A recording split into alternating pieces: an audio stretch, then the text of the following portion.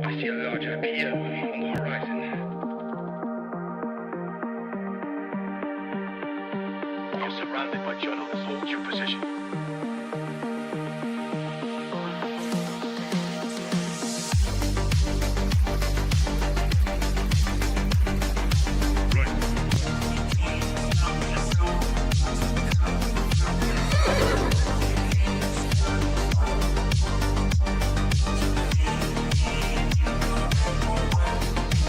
Misinformation.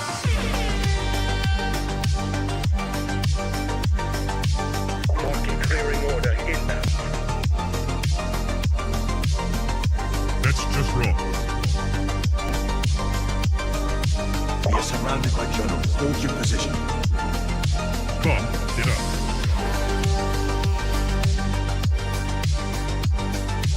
Trust the experts. Vibe coding. We are experts.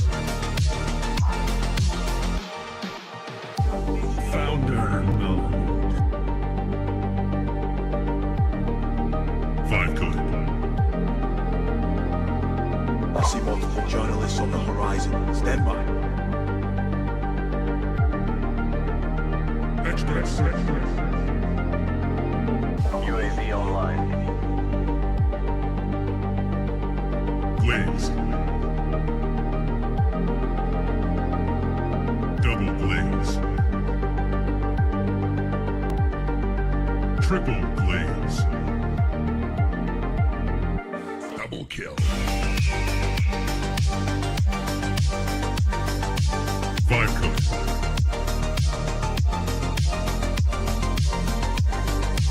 Wrong.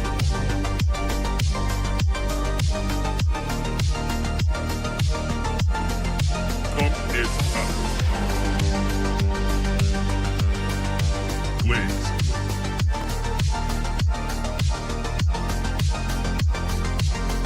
Team deathmatch.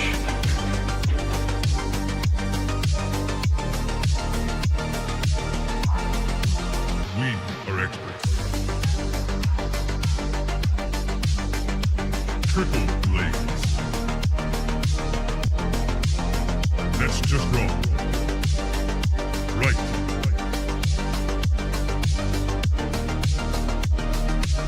Market clearing order inbound. Come, get up.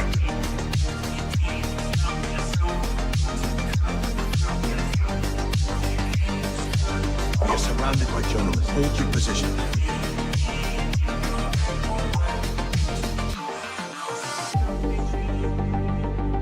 Strike one. Strike two.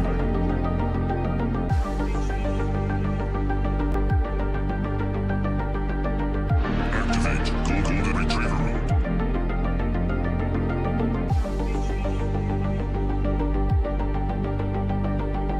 Trust the experts. Market clearing order inbound. Vibe coded.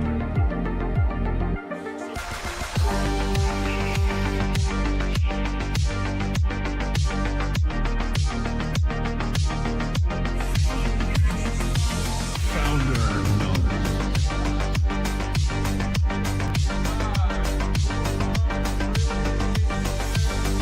You're watching TVPN! Tuesday, May 12th, 2026.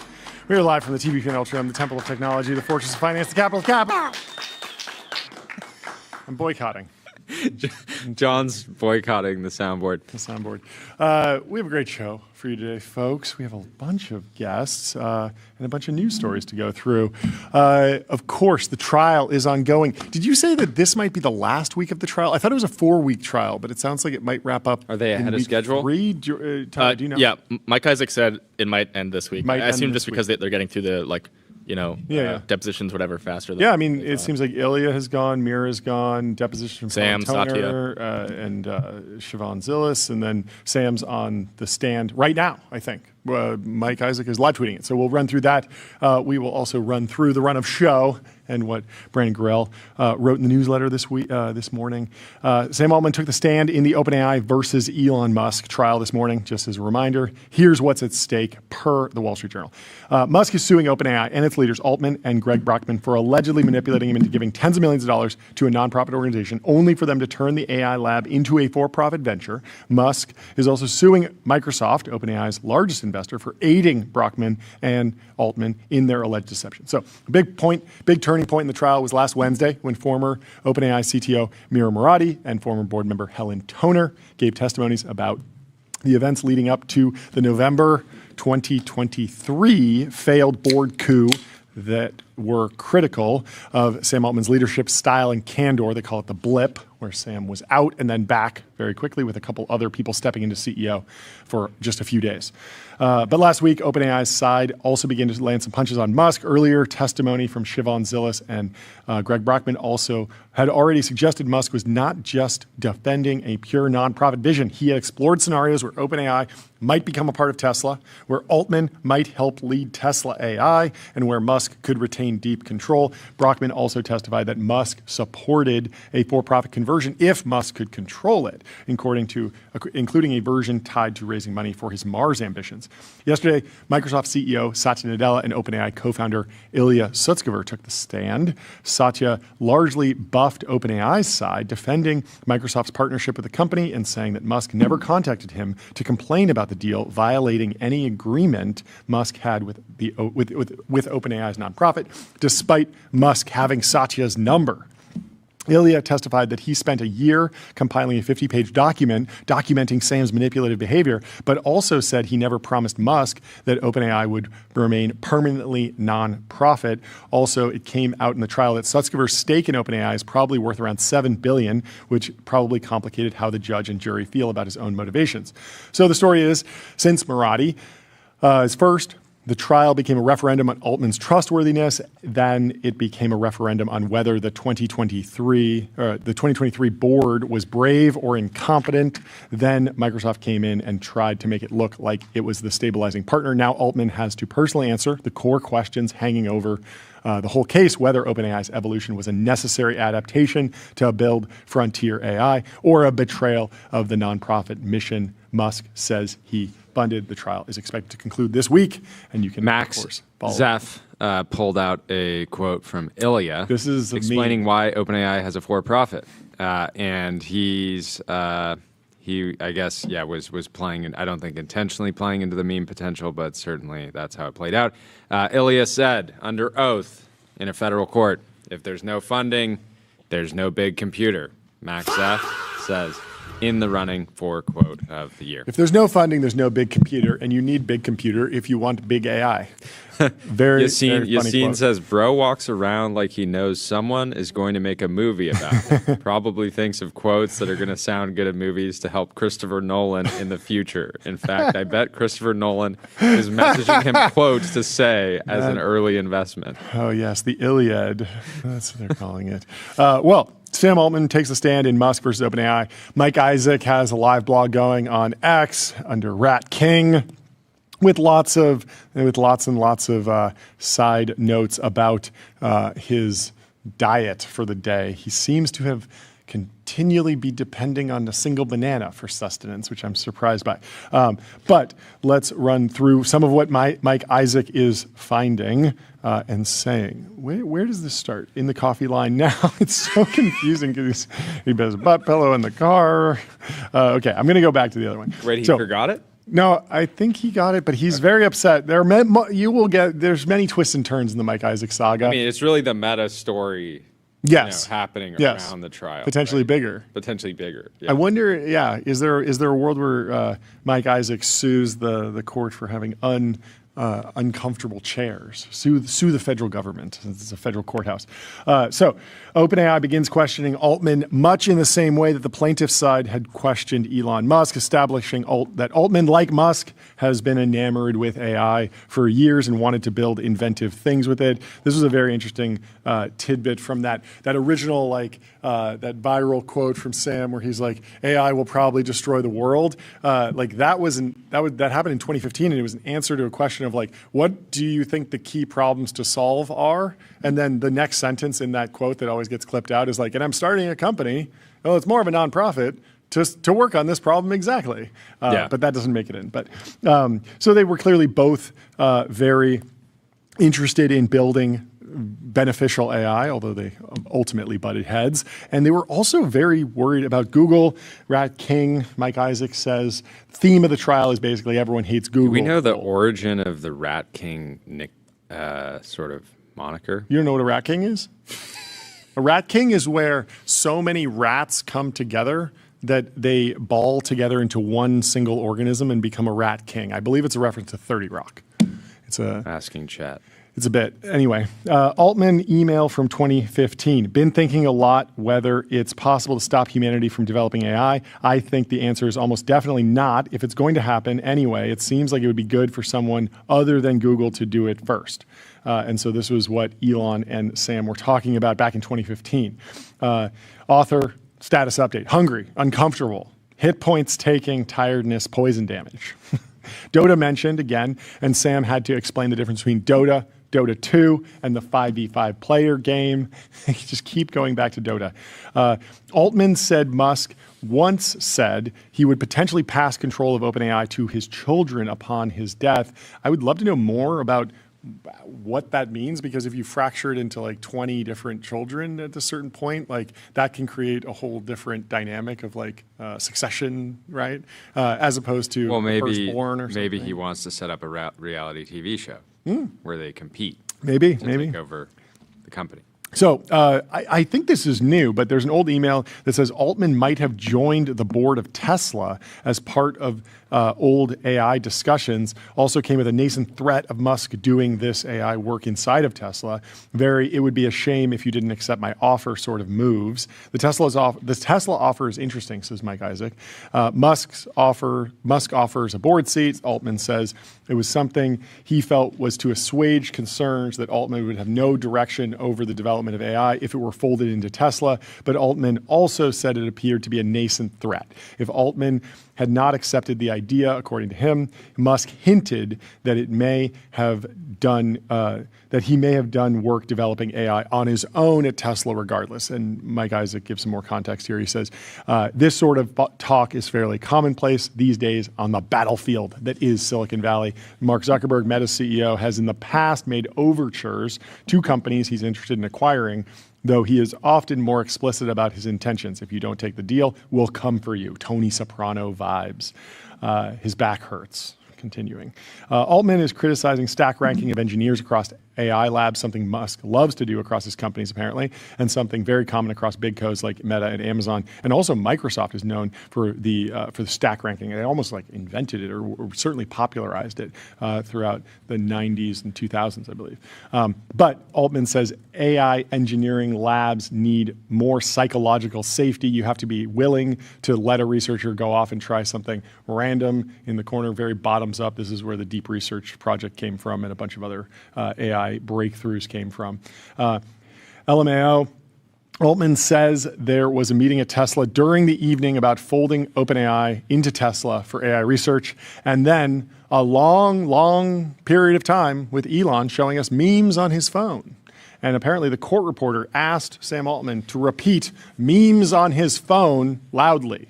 I don't know why they didn't hear it the first time, but Rat King, Mike Isaac, is loud. One of us. This. I am going to have Sam Altman stating memes on his phone into a booming courtroom mic playing inside of my head on repeat for the week. Memes on his phone in all caps. Getting hungry. He only had a banana this morning. Mike Isaac is suffering. His stamina points are draining. Then he says, LOL, email between Altman and Siobhan talking about how to handle Musk, and Altman telling him about a Microsoft investment. So Microsoft's going to invest. How should we tell Elon? Altman narrates the email verbatim. Hopefully it's easy. Cross fingers emoji, because you have to read it out. So really funny to hear cross fingers emoji in the court record. Altman is going through his real first post-mortem of his firing, appears to have gone through all 5 stages of grief multiple times over the course of 5 days. What are the 5 stages of grief? Stages of grief. Cope, seethe. Cope, seethe, mauled. Denial, anger, bargaining, depression, and acceptance. Yeah, that is actually cope, seethe, mauled. Referred to internally at OpenAI as the blip, since it was a brief intermission, for what it's worth. Altman said, I had poured the last years of my life into this. I was watching it about to be destroyed. There was something appealing about going to work at Microsoft. I was also very angry, hurt, and upset. It felt like an incredible betrayal. It was definitely one of the hardest times of my life. Altman finally broaches the issue of his widely rumored untrustworthiness. Clearly, there were misunderstandings and a breakdown of trust, he said, but with what comes of a bit of a practiced humility in his voice. Quote, I was not trying to deceive the board. I feel badly for the misunderstandings, but that was never my intent. This goes to the heart of how Musk's counsel has tried to portray Altman across the entirety of the trial, a fundamentally slippery operator who says one thing to one party and something else entirely to others. OpenAI's rebuttal to that line of thinking has been to depict a board of directors at OpenAI rife with dysfunction, and as Microsoft Satya Nadella put it earlier in this week, directors who were operating from amateur city. Interesting. Taking shots at the board. Okay, Sam is giving the full jury Sam treatment, again trying to bat back against Musk's picture of Altman as a serious liar. If I knew how difficult and painful this was going to be, I never would have tried, but I'm very glad I did. OpenAI is done. Cross-examination begins. Stephen Molo, lead Musk counsel, who has the flair for dramatic, will probably give us fireworks. And this is continuing. He says, oh my God, Molo, are you completely trustworthy? Altman says, I believe so. Molo says, do you always tell the truth? Wow, this is getting heavy. It's all about Musk counsel painting Sam as a liar. Brutal. Altman is on the defensive, but taking more of a muted tone with some attempt at humility in his voice. It's very clear contrast with how Musk appeared combative on the stand. Interesting. Cross-examination is basically Musk's lawyer, Molo, reading off a list of questions saying, hey, bro, do you remember all this messed up stuff you did? And Altman saying, no, I don't know. Not true. No? Absolute chaos. Well, you can follow along at Mike Isaac. He has a whole thread and is live posting. And I believe that there's a New York Times live blog as well that you can follow along with. Although the live blog does not have nearly enough snack updates. But anyway, should we talk about SPVs? To cover this. Yes, let's move over to SPVs, the special purpose vehicles. Post are from rocking Frankie. the valley right now. People are raking in the dough with SPVs.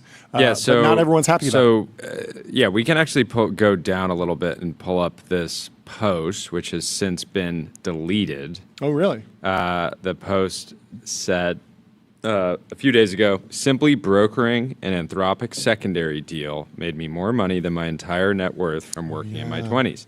This is insane. It is especially insane because this is not legal. It is insane to post. Is it not legal? Yeah, so you need a broker-dealer license to broker securities. Yeah, that's right. Like well, this. I mean, she didn't say that she doesn't have one.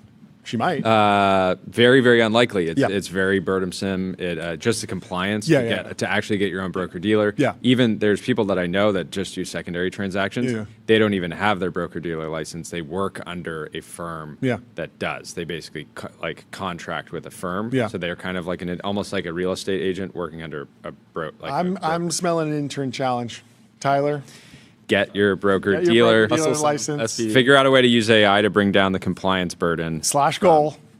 Throw that /goal down. Get me a broker-dealer license. X-High 5.5 Codex. Yeah.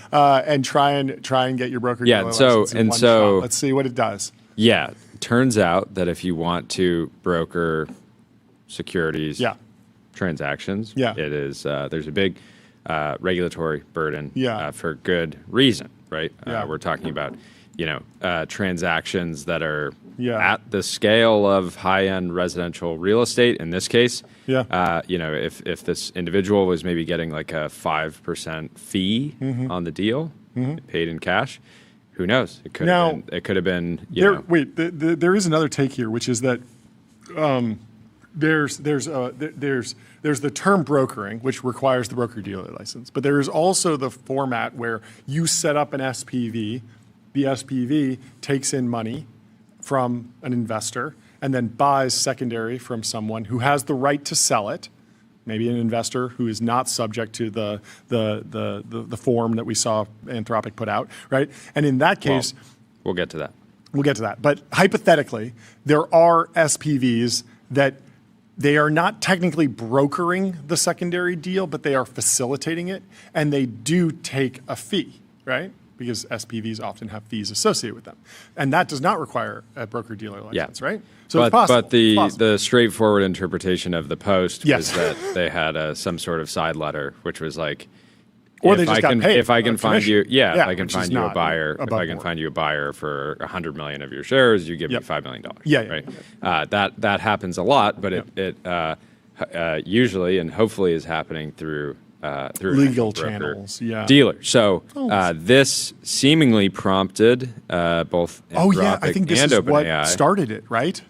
This must be what started it because that post went really viral. More specific language on their site saying Anthropic said unauthorized Anthropic stock sales and investment scams, and said basically saying any transfer or sale of Anthropic stock or any interest in Anthropic stock that has not been approved by our board of directors is void and will not be recognized on our books and records. And so typically.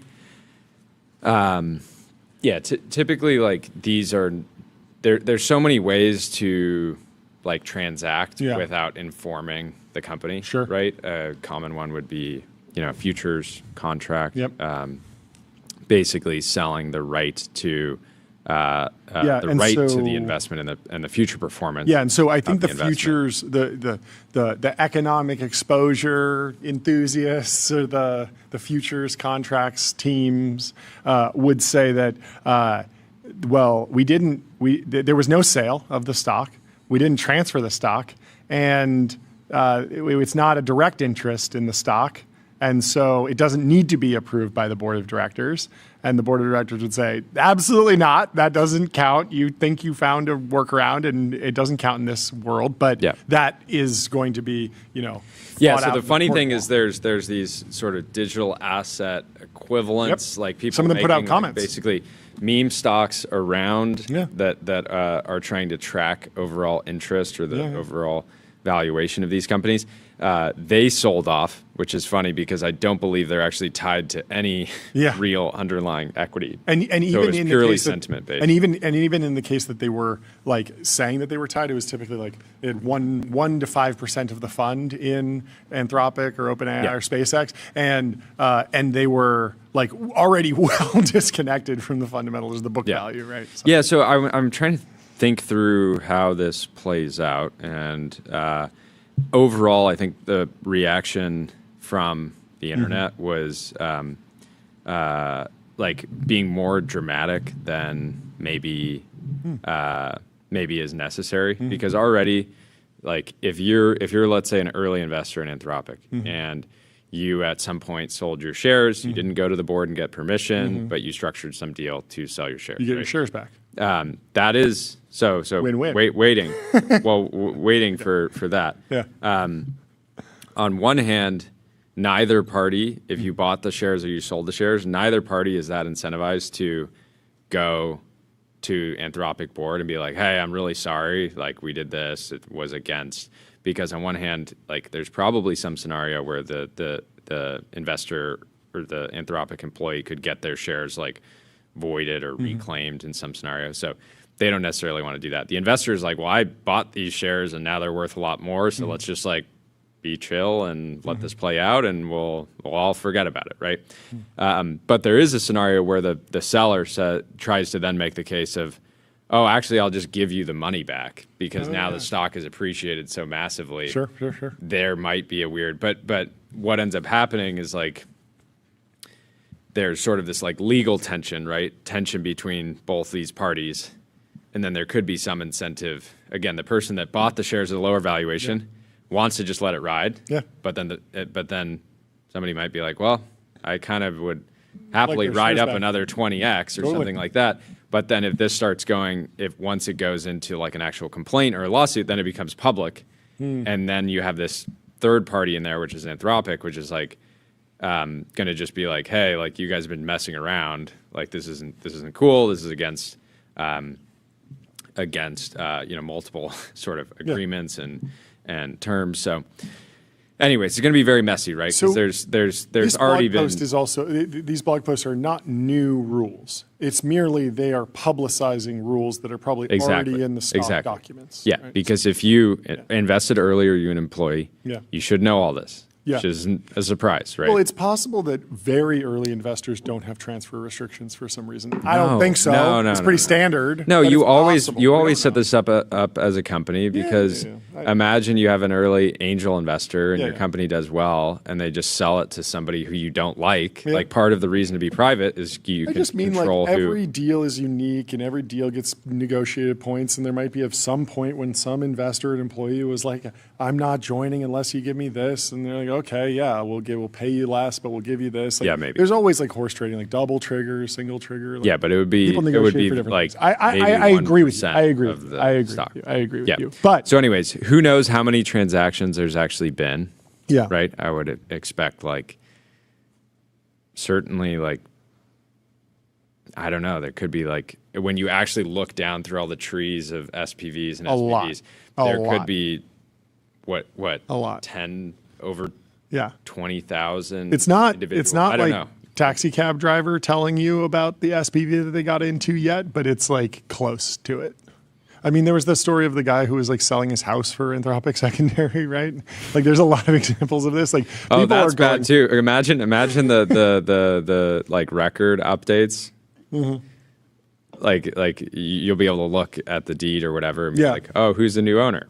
Oh, you're an early. Like so that transaction, Yeah, that what whole happened? transaction doesn't really work. Oh yeah, and that's like extremely public. Yeah, that's like what I'm way more saying. complicated. Yeah, yeah, very odd. Well, let's break it down for the Frog and Toad fans, the children in the audience, because Frankie over at Paradigm put it in terms even a child could explain, potentially a 4 or 5 year old. So if you're familiar with just Frog and Toad and you don't know anything about all the buzzwords we've been dropping for the last 5 minutes, you can think about it this way. Frog and Toad, the loved children's book. Frog put the shares of Anthropic or OpenAI in an SPV. There, he said, now we can transfer these shares freely. But Anthropic can still exercise its transfer restrictions, said Toad. That is true, said Frog. The Frog and Toad, it's a great one. It's a great one. Is there anything else we need to talk about there? Ankur says, if Anthropic deems all secondary sales of Anthropic stock should be voided, does that mean the original buyer retains financial interest even after selling it away? Lawsuit territory? Yeah, there's going to be a messy thing. People have been talking about unwinding SpaceX AAA or SPVs for a long time. Yeah, that's going to be $1 billion. That's going to be almost $1 billion industry. Yeah, we need to get the Matt Grimm clip up again. It goes viral every time we talk about SPVs. What does Mike Isaac say? He says, yeah, look, all the Privcos draft this language to scare employees who don't know better from trading on secondary markets and from buyers seeking those shares, and yet SPVs find a way. Funny to see the saber rattling in Twitter accounts doing hyperbolic posts, though. And so it'll be interesting to see, like, how far does the legal implications, how far do they actually go? Well, over at a different AI lab, Mira Murati, who was Mira on the stand? She was actually testifying in person, or was she just video deposition? When I saw her, which was last Wednesday, it was just deposition. Oh, just I don't video? believe she actually has testified in the trial Okay. yet. It was Siobhan that was on the stand. Correct. Got it. Okay. Well, Mira is cooking over at Thinking Machines Lab. TML launched interaction models with a delightfully concise YouTube video that we should play so that we can watch this. Mira Murati says on X, today we are sharing our work on interaction models, a new class of model trained from scratch to handle real-time interaction natively instead of gluing it onto a turn-based one. Let's play the video. Hey, I need your help with something today. You ready? Absolutely, I'm ready. What's up? Yeah, so we're giving an announcement today, and I've got 2 of my friends coming to help. Every time one of them enters the frame, I need you to say, friend. Look at those speakers. Got it. I'll say Absolutely friend whenever one of them insane walks in. setup, audio file. Cool. So we've got a new system for full duplex audio and video, which means that you can stream input into it in real time, and it can respond to you even while you're speaking to it simultaneously. How does that sound? Sounds like a solid setup. Full duplex with real-time interaction is super useful. It Friend. seems faster than the original voice mode, which was lamented by viral Instagram reel producers. Can you translate to English in real time for my friend and for audience? Absolutely, I'll translate as you go. आज हम हमारे preview model को Today we're taking a look at our preview model. I saw, or I heard about, a version of this in China that's a mask that you wear that translates everything you say out of a speaker on the front. And I was hearing this and I was just like, why is this not in America? This seems so sick. Like we hear about the AirPods, but then so the example was a mom in China teaching her kids English. And so she basically wants to be talking to them in English constantly, but she doesn't know enough English to teach them, but she wants them to learn. And so she will, I think, Put on the mask. No, it's literally a Bane mask. It looks Exactly like a Bane mask. Yeah. Yeah. You merely adopted English. She was born in it or born in the AI translation minds. So she wears this Bane mask that does the live translation out to her kids. Her kids speak back to her in English. Smart headphones translate Have back. like metal that wraps around. I don't know. I couldn't find it. I was listening to it on a podcast, so I didn't have any visuals. But we got to find this thing and get a pair in America, because in theory, we could do the whole show speaking Chinese to each other and the audience would hear Chinese, but we would be hearing English that we talk to each other. Whoa. Isn't that cool? Powerful. Yeah. So I would be hearing English on a massive delay probably, but I would be speaking Chinese as it comes out of my Bane mask. And it was just a whole story. The whole thrust of the New York Times Daily was like the optimism of AI, optimism in China around AI. Just tons and tons of examples of everyday people being like, oh yeah, like AI is amazing. I'm teaching my kids English. They're going to have a great life. And like, I would not be able to do this before. And now I can just do this. And there's like so many examples of that. And it's the exact David opposite. says the moment Jordy gets a live translation button, it's over. Ooh, yeah. We're not that far away from me being We're able working to on that press a right now, button. actually. Wait, But- really? yeah, for Are you serious? I guess. But Oh yeah, for guests. for that Yeah. mask, I would actually be very surprised if that's like real, or at least if the audio sounds very good. No, because like you can just look at like, okay, what are the best like real-time translation models? What are they like API prices? They're like not super cheap, so you can't do it locally, which means it's somehow in the cloud, right? And just like even the best models there's still some delay, and they're just basically now getting to a point where it like sounds like a real person and not like super computer like digitized audio. It has a clanker dialect. Okay, so yeah, maybe, but just like getting the latency down is like extremely difficult because people have been working on this for. I mean, this is like you don't think Google you can do Translate. it on device at all? What if you basically At some point you can, but I think it's still like very phone difficult. ASIC for this one model? You take the Llama 3 version of it, you bake it down, huge battery pack. You're wearing a whole jet pack full of batteries to power the H100 in the back. It's on device inference, but they didn't say how big the suit is that you have to wear that connects to the mask. Like, Yeah, it's You- like you the have to Nathan, trail a Nathan, whole it's like the rack Nathan behind for you. you. No, it's like Yeah. the Nathan for you, the Yeah. chili suit. But yeah, for but it's an NVL72 that you're just like dragging behind you like a washing machine. Anyway, we have our first guest of the show, Doomberg, the anonymous poster and analyst, with us in the waiting room. We'll bring in Doomberg to the TBP and Ultra. Doomberg, how are you doing? stunning. Hey guys, doing great. Thank you so much for taking the time. I love an animated avatar. What can you tell the audience about who you are, why you chose anonymity, pseudonymity, any of that, just as a way of an introduction? Sure, brief intro. First, thanks for having me. Of course. Great to be here. Thank you. Yeah, we are a anonymous team of former industry executives that write about the energy markets. Okay. When we launched Doomberg 5 years ago this month, we had nothing. And so we decided to build Doomberg on Twitter back then. Yeah. And decision. the choice came down between another middle-aged white guy in a tie or a green chicken. And you can't be remembered if you don't stand out. And so that decision actually accelerated our early growth. And then once a brand 100% believe it. kind of blows up, Yeah. we observed suck. other Twitter accounts de-anonymizing, Oh. and it kind of destroys the brand mystique. So it's nothing more than that, really. Yeah, I Just agree. Why it's is the brand. why is the chicken green? Well, another masterstroke of marketing by our co-founder and editor-in-chief. Love it. So our ideal clients have Bloomberg terminals. Oh, And the colors on the Bloomberg yeah. keyboard are pretty iconic. I get it. And the most dominant color on that keyboard is a close proximity to the green that we currently wear. I love it. You know, so yeah, Amazing. it's a brand is the gut feeling you induce in people when they interact with your product. And That's right. if our ideal clients have a Bloomberg keyboard and they see the green chicken, you know, Doomberg, Chicken Little Gets a Terminal was our first Yeah. first tagline. And they don't know why they like it. It's some combination of the colors and the stunted eyes, Yeah. we think. Yeah, But no. yeah, it works. And when you got a winner, you know, just keep riding it. I love it.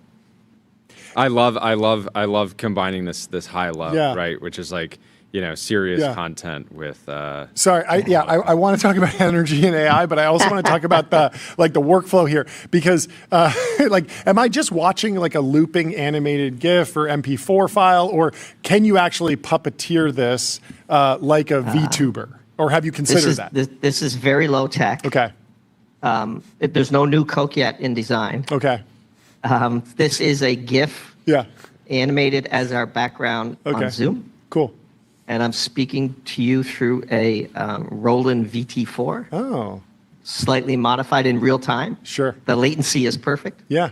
No, it To sounds build great. on your last discussion. Yeah, And, we've had a couple it- guests come on and want to do voice changers, and no one's Sure. landed the plane like you have. So congratulations and Well, thank you look, for dialing it. Technology is one of the 5 pillars of any business, and we decided to invest in our technology plan to execute the vision of the green chicken. Come on, I mean, it works. Every time I see it. a advertisement of all these serious finance people in suits and ties speaking at a conference, and then a green chicken sitting there, Let me take this suit it, off real quick. it makes me laugh every time. So, Yeah. so good. Talk about the other 4 pillars.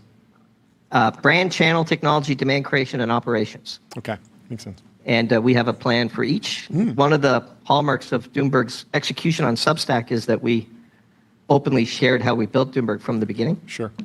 in a series of monthly pieces called The Work of My Life. Yeah.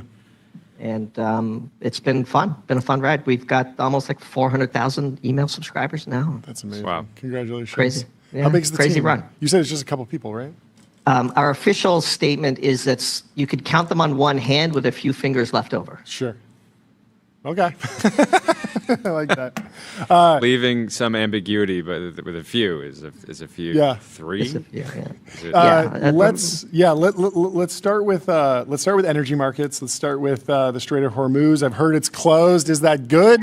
How bad are things? How serious is the situation in the oil and gas markets? And then we can go through some of the knock-on effects. But just in terms of like you know, a lot of people have been tracking this, but where are we on the cutting edge right now in terms of where this all goes? Yeah, we're launching a piece tomorrow. Look, if you had given us this fact set in February and asked us to bet the over-under of 150 on oil, we would be homeless because I would personally have mortgaged the house to greedily bet more on the over. Right. And would have lost. And I think one of the great mysteries of this whole affair is why is oil still so cheap? Yeah. And it's a really interesting mystery. Go ahead. Yeah, and that feels like that's true for also just like the broader market. Like the market is not processing in the same way. And maybe it's like the AI narrative, which we can get into, but it feels like there's a very, very big, historically significant thing happening and everyone's just sort of like closing their eyes. I don't know. How do you explain it? So we've done a deep think on it. Nobody knows. So one of the things about the oil markets is everybody lies. That's the first thing. And one of the sort of theories I was bouncing around with a guy who traded oil for 50 years over the weekend was there was an enormous excess of oil all of last year. China bought most of it. They lied about it, and they're bleeding that into the market now to keep a lid on prices. Got it. That's one sort of conspiratorial look. Yeah. And sorry, just to double Yeah, go ahead. tap there, you're saying they were lying about their the levels Purchases, of their oil reserves. So saying like, basically underselling. So there's a lot of dirty oil. There's a lot of dirty oil on the market, and they were buying it. Sanctioned oil, shadow fleet, Russian oil, Iranian oil. Sure. And so you. Yeah, because back at the beginning when it first closed, weren't people saying China has 40 days of oil or something to that? They have 1.8 billion barrels is our best guess. They probably bought 1 million or to 1.5 million barrels a day extra all of last year. Wow. And they're using that for geopolitical leverage now. They're cutting refined fuel deals with Australia. They're helping out their neighbors, looking like the mature, stable, don't have a Truth Social account to post on during the day. Ascending power with Trump going there this week. Yeah. Look, I just want to say, in a world where oil is more expensive, oil doesn't matter like it used to. Mm-hmm. It used to be 55% of global energy. Now it's 30 and change. And to the stock market, look, the AI revolution is powered by coal in China and natural gas in the U.S. Yeah.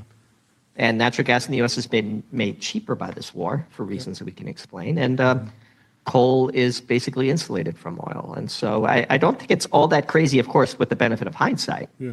Doesn't mean we would have predicted $100 oil 60 days into the Strait of Hormuz being closed, or 75 days, whatever it's been.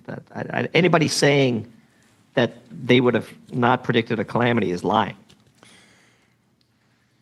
Going back in time, are you learning any lessons or pulling any historical lessons from the previous wars in the Middle East? I grew up at a time when the war in Afghanistan, the war in Iraq were breaking out, and the protest signs said no blood for oil, which is a completely reasonable thing to say. But I was surprised by the fact that if you look at the oil markets during that time, it feels like even if you took the cynical approach that the U.S. was going there to steal the oil, it didn't seem like that oil was successfully stolen and flooded the market. And I'm wondering what else you've learned from history and the various conflicts in the Middle East about oil prices that you can draw on today, if anything. Well, but for that war, James Baker went around the world and told all of our allies to start pumping ahead of it to insulate the world from it. The real comparison everyone draws is the Iran embargo following the war in the Middle East in 1973. Okay. But the big difference between then and now, aside from the fact that oil just matters so much less, is that there's an organization called the IEA that exists. And they have worked with the developing world to ensure that countries have a stockpile of oil for this exact situation. Mm-hmm. And they flooded the markets shortly after the strait was closed with 400 million barrels.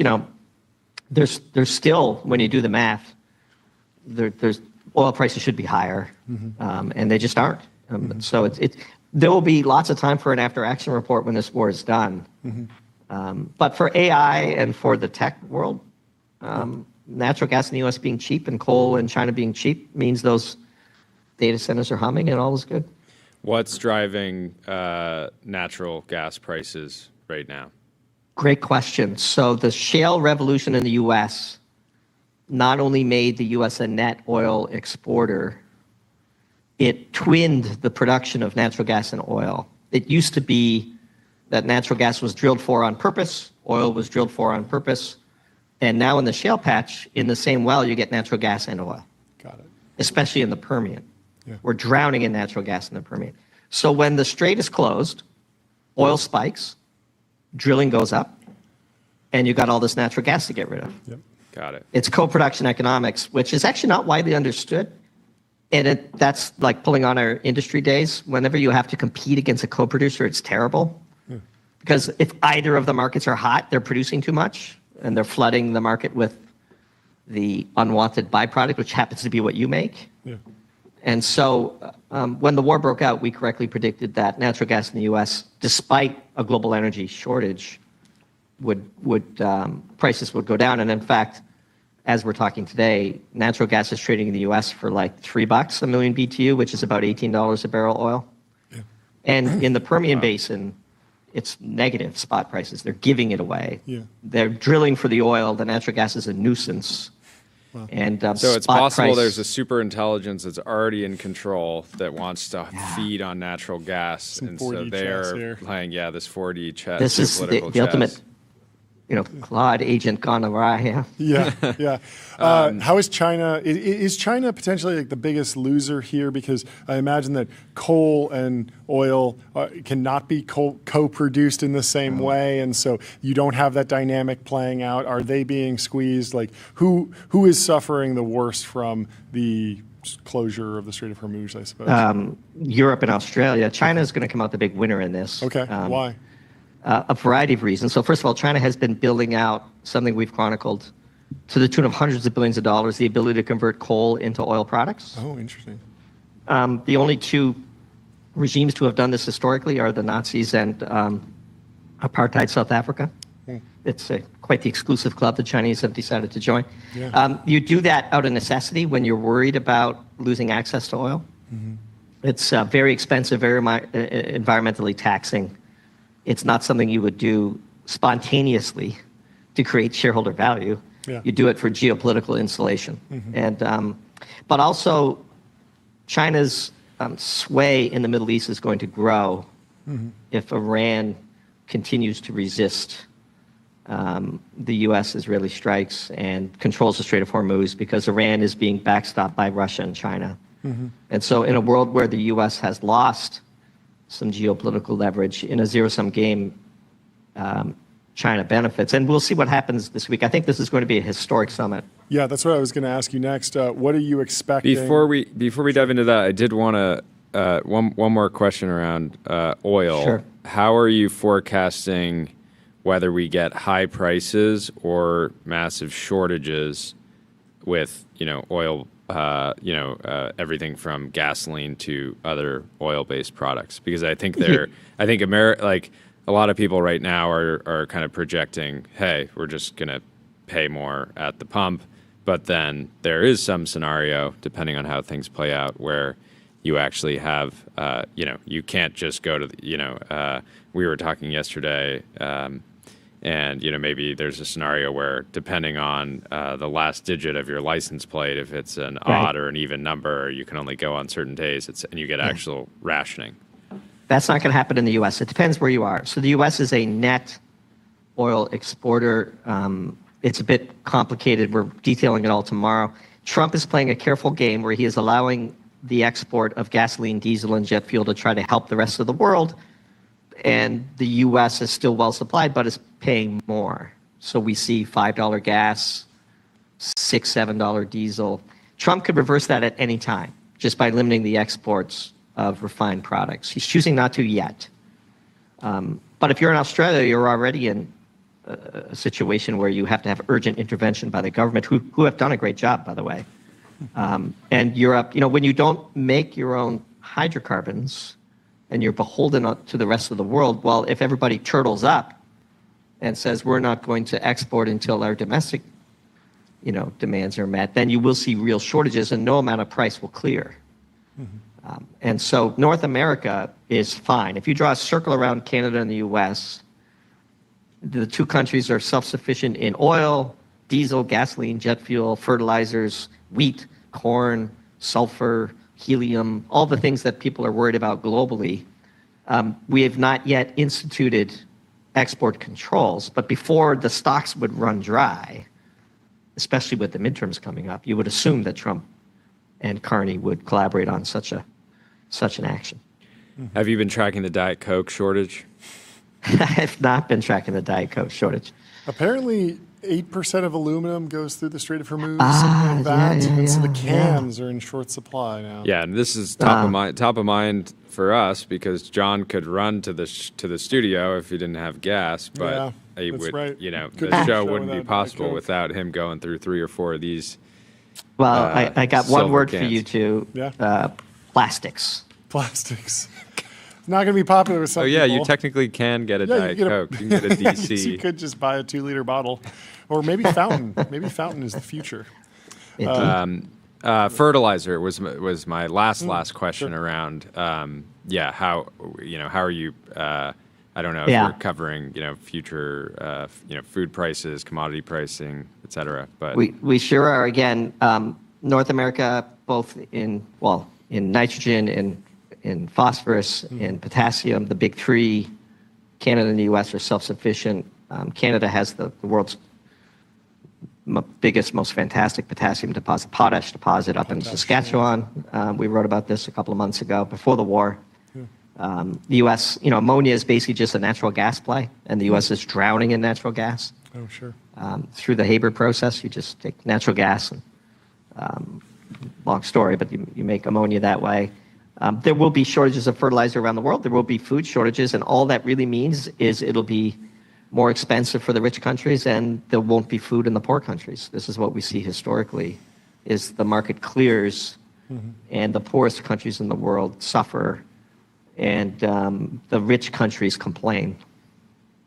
Black pill. Do you have any white pills? Is there a good ending that you are guiding towards, optimistic about? Is there anything that you're optimistic about right now? Yeah. Okay.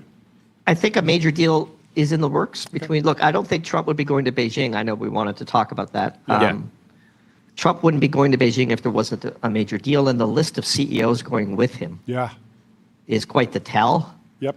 Broadly, you don't have the president of China and the president of the United States get together in such a high-profile visit without a bunch of stuff worked out in advance. Yep. And I personally, being vehemently anti-war, would love to see a solution to Iran and Ukraine all tied up in a nice bow. And the U.S. focus on its neighborhood here in the Western Hemisphere, and we get back to growing and computing and competing and drilling for energy and making money in stocks, and let the president make all the money he wants in crypto. I don't care, but another war in the Middle East was not on the bingo card for us in 2026. No, I don't think many people voted for it. Well, let's shift over to what's happening in America. If we can get back to domestic policy, what are you tracking on the AI build out? How important is energy? Everyone's been going back and forth on the chip bottleneck, the energy bottleneck, the chip bottleneck, the energy bottleneck. Do you have a viewpoint? Has it evolved? Where do you see the build out going these days? Yeah, we're an energy newsletter, and so holding that hammer, all we see are energy nails around the AI space. Look, I think natural gas is so cheap and abundant. So then, okay, what's the constraint downstream from being able to produce electricity from natural gas? That's gas turbines sold out. Yep. So then, okay, can I make electricity with anything other than a gas turbine? All right, well, solid oxide fuel cells by Bloom Energy, their stock is booming. Yep. Okay, if I wanted to get sophisticated, half the energy used at a data center is for cooling. And boy, there's an awful lot of natural gas in British Columbia. And last I checked, it's colder up there than in Texas. And so maybe I might want to look at British Columbia, Alaska, Iceland, cold places to build my data centers. And you're seeing some of that. Yeah.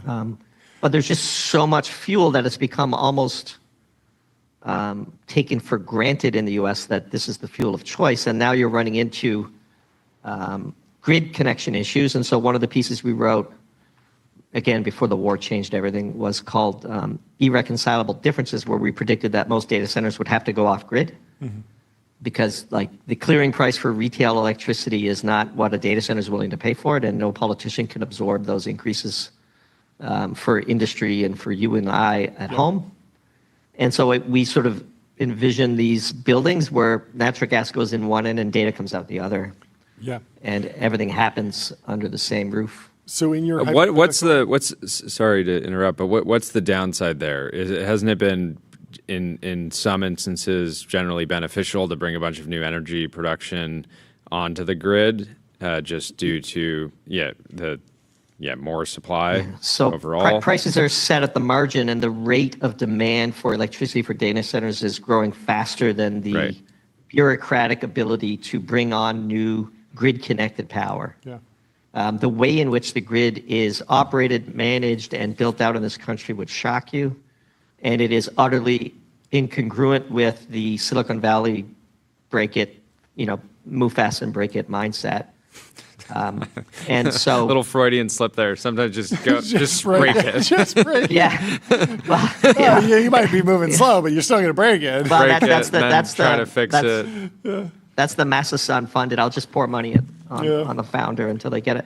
Look, we wrote a piece called "The Exception That Proves the Rule," where we showed that Elon Musk built this major natural gas powered data center for XAI in Tennessee by breaking all the rules. Right? He built his own natural gas power plant, and it proved to us, the exception that proves the rule, that the current rules need to be broken for stuff like that to happen. And so since Microsoft and Google aren't ever going to behave like Elon, you need to do this stuff off grid. And so there's a hybrid solution where most of the power is off grid, but they still connect for backup. And you build these at old shut down coal plants. That's another trend that we're seeing in Appalachia. They're the big natural gas shale patches up there. So you have an old coal plant with all the connections there. It's shut down. And you build new natural gas plants there, powered by local natural gas. And you use the connections to the grid for backup. But you're not leaning on the grid for most of the power. And that's kind of a win-win. Walk me through what an off-grid natural gas-powered data center in Alaska would look like. I'm a big Alaska fan, but do they have natural gas deposits up there that you would need to go set up drillers and then turbines? Yeah. Like, how would that work, and what is the timeline for that versus something like nuclear? But much, much quicker, depending on bureaucracy. One of our operating mental models is that the U.S. has an infinite supply of natural gas. Really? It's just a matter of going and getting it. And so if you made it, for example, if we made it let me put it this way, if Trump issued a nationwide price floor of $5 a million BTU for natural gas, the U.S. would be, the drilling stampede that would erupt would blow the world's minds. The U.S. produces so much natural gas. I'll just give you some numbers. The entire European Union's dependence on Russia before the war was like 15 billion cubic feet per day, and the U.S. alone produces 110 billion cubic feet per day. Wow. It's just this mammoth machine of fuel. And so, yes, there's plenty of natural gas in Alaska. You could build it in British Columbia. Next door, a little to the south, What about I the suppose. infrastructure? Like, isn't part of the strategic importance of the strait that they have the infrastructure to, liquefy the natural gas so it can be transported? Are we way behind on that infrastructure? No. The U.S. is stampeding to the lead in this regard. So when I was in industry, Freeport LNG. But when did that stampede start? 2015. Okay, so it's been in process. When I was in industry, Freeport LNG was meant to be an LNG import terminal. And then the share revolution happened. So just to go back to those same numbers, by the end of this decade, the U.S. plus a sprinkling from Canada and Mexico will have gone from 0 LNG export capacity to 30 billion cubic feet per day. And in Qatar today, about 15 to 20% of the world's LNG capacity sits at a place called Ras Laffan. And a couple of trains were blown up there, 2 out of 14. But LNG is still a small part of the global natural gas trade. So the Strait of Hormuz is not really a natural gas problem in the way that it's an oil, fertilizer, refined products problem. Qatar is, let's say, just to make the numbers round, Qatar's 20% of LNG, and LNG is 20% of natural gas. That means Qatar is 4% of natural gas. What has the environmental pushback been around natural gas? It feels very intuitive. It's burning a fossil fuel. Sure, it's not scarce, but it feels like it could create global warming. And yet I've been shocked that there's been so much focus on the water that's consumed by data centers, because that feels much more plentiful and much easier to there's a certain irony that fear around global warming has been replaced by fear around AI, at least in the mainstream media narrative. And yet maybe the root cause is the same. There's always a fear campaign around whatever America's excelling at. That's sort of our mental model. Like, hey, America's dominating with AI and data centers. We better whip up some fear. Yeah, sort of like a tall poppy syndrome in our culture. Who knows? Foreign actors who don't necessarily want to see the U.S. succeed. Sure. So to your specific question, natural gas is super clean burning, produces the least amount of CO2 per energy. That's good. In fact, well, you can cook with it in your homes with no ventilation. Nobody would say that you would bring your barbecue indoors. Oh, yeah. Which is basically coal, right? Yeah, that's right. And so you have natural gas in your furnace, and you have it on your stovetop, you have it in the restaurant, and it's just burning away nice and cleanly. There is one made-up problem with it. Well, I say made-up. If natural gas leaks, it's considered a very potent greenhouse gas. Methane leaks. They've even launched satellites to try to track where industry is leaking methane directly into the atmosphere. Yeah, we were talking with Will from Planet Labs. And he was saying that you can use, sort of like real-time satellite imagery to track natural gas leaks, and they've been pretty effective, I think, at helping countries and companies identify these leaks. This will blow your mind. Natural gas is so cheap historically and such a nuisance that they would just release it, invent it into the air to get the oil. This is before the peaker plant, right? Before people cared about methane leaks, to be honest with you. Wow. And look, this is a much smaller problem in the U.S. U.S. is very regulated. Environmental permits and controls are tough.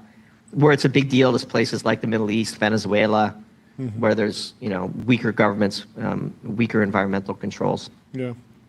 But you can go online and find a bunch of people really hyperventilating about methane leaks. Who else is big in natural gas across the world? Like who are they? Do you know what countries number 2, 3, something like that? Yeah, I know them all. Okay. Yeah.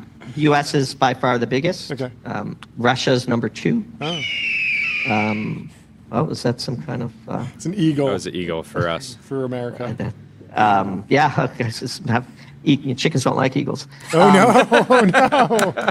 Yeah, so you kind of triggering me over here. You gotta be careful.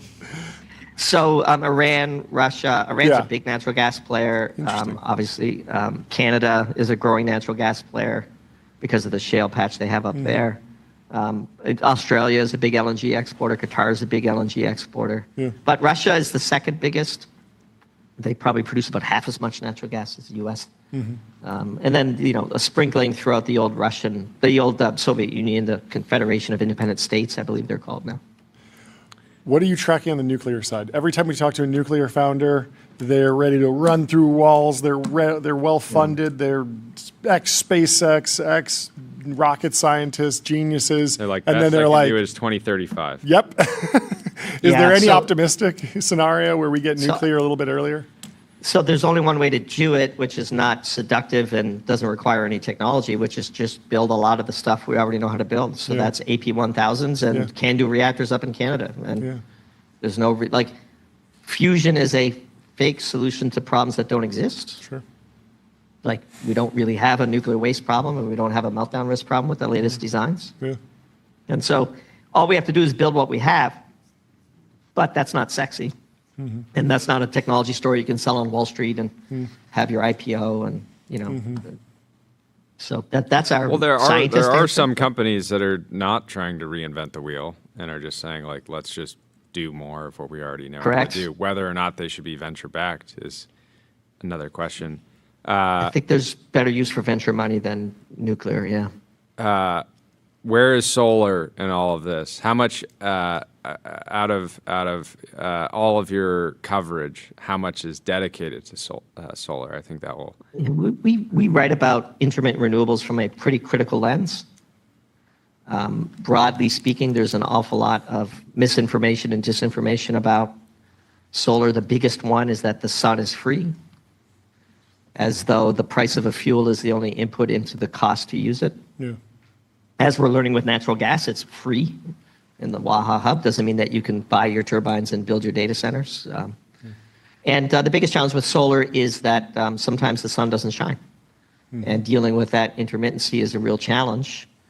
And the expenses associated with making room for solar when it's there and getting out of solar's way, when it's really hot and the sun is really shining, but also standing in for solar when it decides not to show up for work. Those expenses are never ascribed to solar. They're just piled on to all the other technologies that have to stand ready.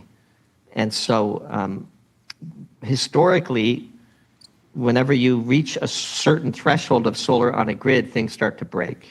I could explain technically where that breaking point is, but it's probably beyond today. Doomberg, is the name Doomberg like reflective of your demeanor at all times? It's mostly tongue-in-cheek sarcasm. We're techno-optimists, and we are defensive pessimists. We spend a lot of time pondering worst-case scenario risk, and then once those are properly abated, we feel that we're in a position to take more risk personally. I'm personally a prepper, for example. So. That's good to know. I wouldn't have guessed that Doomberg was a prepper. Actually, maybe I would have. I had one question. One last question, and then I know we're out of time. Would love to do this again soon. I enjoy talking with the chicken, although your eyes do make me kind of go cross-eyed myself, which is a challenge. Do you believe that we've seen videos online of people filming data centers with generators outside them? They seem to be not exceptionally loud, but loud enough to be mildly annoying. Lower decibel than sort of legal limits, but still maybe not something that someone 59.9. Yeah, maybe not something that someone wants in their backyard. Do you think there's any innovation on reducing overall like noise pollution on that front, or is that to date? At least we talked to somebody yesterday who was like, "That's the least of my issue," it feels like something that probably can and should be worked on, unless we put them all in Alaska.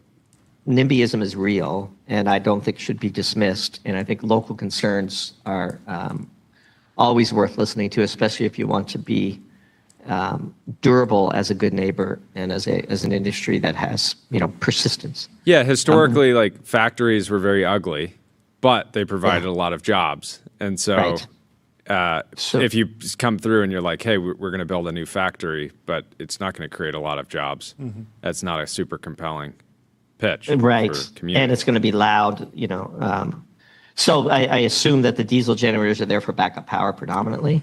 Oh, that's what we're looking at. Yeah, that's right. And I would suspect that there's all manner of venture-backed companies pitching stationary batteries. A stationary battery for backup at a data center is a different problem set than, say, a battery for an electric vehicle, which gives you some more degrees of freedom in design than because with a car, for example, you care a lot about gravimetric energy density, whereas you might have different CTQs for a battery set up to provide backup power for a data center. And so there's lots of people working on it. I see some private deals floating around in our own personal lives. Look, the speed with which this revolution is unfolding means that you're going to break a few eggs. Like we were talking about earlier, move fast and break stuff. It's happening. It's real. And you'll see local communities embrace it because there are jobs, construction jobs, and so on that come with these things. And they're not all yet staffed by robots. Chicken eggs or eagle eggs or both? What are we breaking down? I'm in the egg business. Okay. It's a renewable resource from where we are. It is a renewable resource. That's an optimistic. Last question. Do you think California will be producing more or less oil in 10 years than it is today? Oh, way more. Yeah, they're heading for a big crisis, and California needs to drill more, refine more, and connect pipelines to Texas. And I do think one of the big laments of the Trump supporters is that this war in Iran may have squandered the opportunity to get domestic energy projects like that over the line where he had political wind at his sails. We'll see. But I think, let's put it this way, I'll leave you with this. Please. California has as much oil and gas as Texas.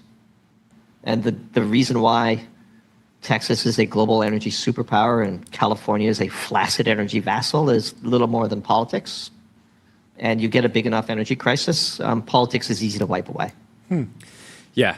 I had the pleasure of having dinner with a guy who had basically like an oil drilling S&B in California for like a decade and then ended up shutting it down about a year ago because of some new regulations. And he was just sitting there being like, just kind of at a loss because he's like, we use so much oil. We depend on it. We should be making it here versus just importing it. So Well, We'll thank see. you so much for coming on the show. This was a pleasure. And Really we hope you have a appreciate it, great guys. Yeah. rest of your day. We'll talk to you soon. Thank Awesome. you so much. Thanks, Have a good guys. one. Talk soon. There's a good note for the listeners. If you're looking to build a diesel refinery out in Malibu, reach out to me. I'm happy to finance it. It won't be a problem. We'll build a massive diesel refinery right in Malibu. Jordy's not paying attention. Westinghouse, they make nuclear reactors. We are in an AI boom. We are in an energy crisis. What do you think the stock's done over the last 6 months? Down. Completely flat, up 0.4%. Perfect Interesting. store of value. Anyway, we have our next guest, Sahir from Forus. He is the co-founder, or founder and CEO. Welcome to the show. How are you doing? Good, guys. How are you doing? Fantastic. Great to meet you. First time on the show. Please introduce yourself. Tell us what you're building. Yeah, thanks for having me. So today we're publicly announcing for the first time our company, Forus, which has raised $160 million from Thrive Capital, General Catalyst, etc. This is What such a out of the What a gate. lineup. What a Out way of to the come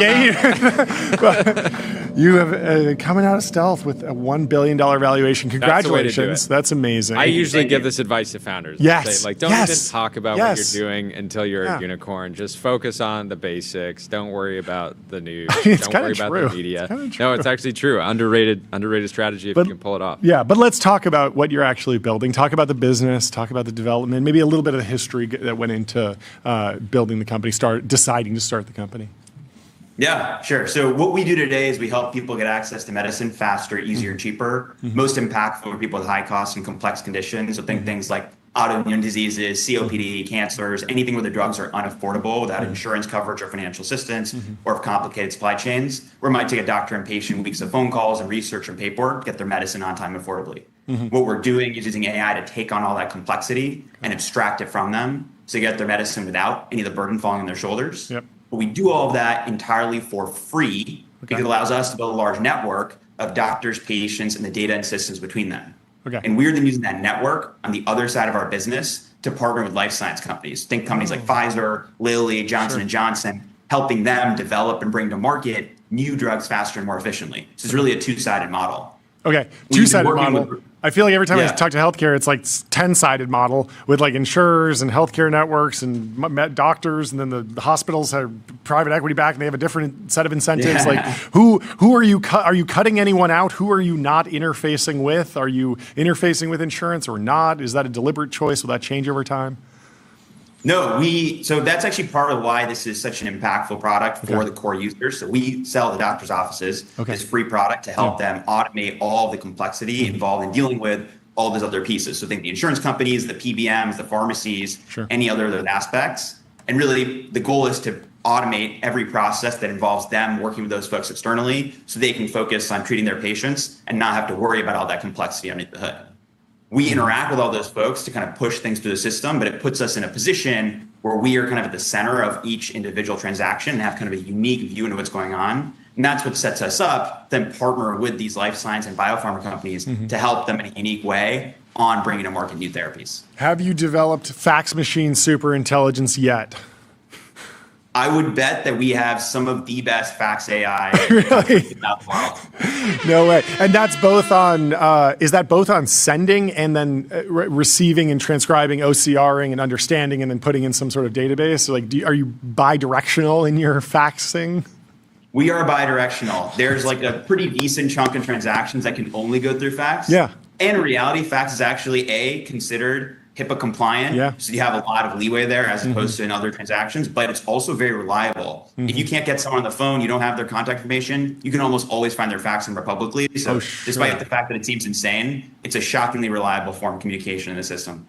Yeah. Wow. And so what else is enabled or accelerated with AI? Because I can imagine you can use AI to build, business logic and software. Like you can build SaaS faster for deterministic workflows, but then you can also do sort of agentic things. When I hear about like finding someone's fax number online, that sounds like, yeah, you could Google it, but that's usually a person. There's not really an API, but with an agent, there sort of becomes an API. And so where are you doing agentic tasks on an ongoing basis versus using AI to develop sort of SaaS? Yeah, so there's really two layers we think about and what makes the problems hard. The first is kind of what you're describing, a genuinely hard set of agent problems you're navigating this multi-step path-dependent process where there's almost never an obvious correct answer. And so it's usually not even cataloged anywhere what you're supposed to do or what the right answer is. You're working with imperfect information every turn. What insurance does someone have?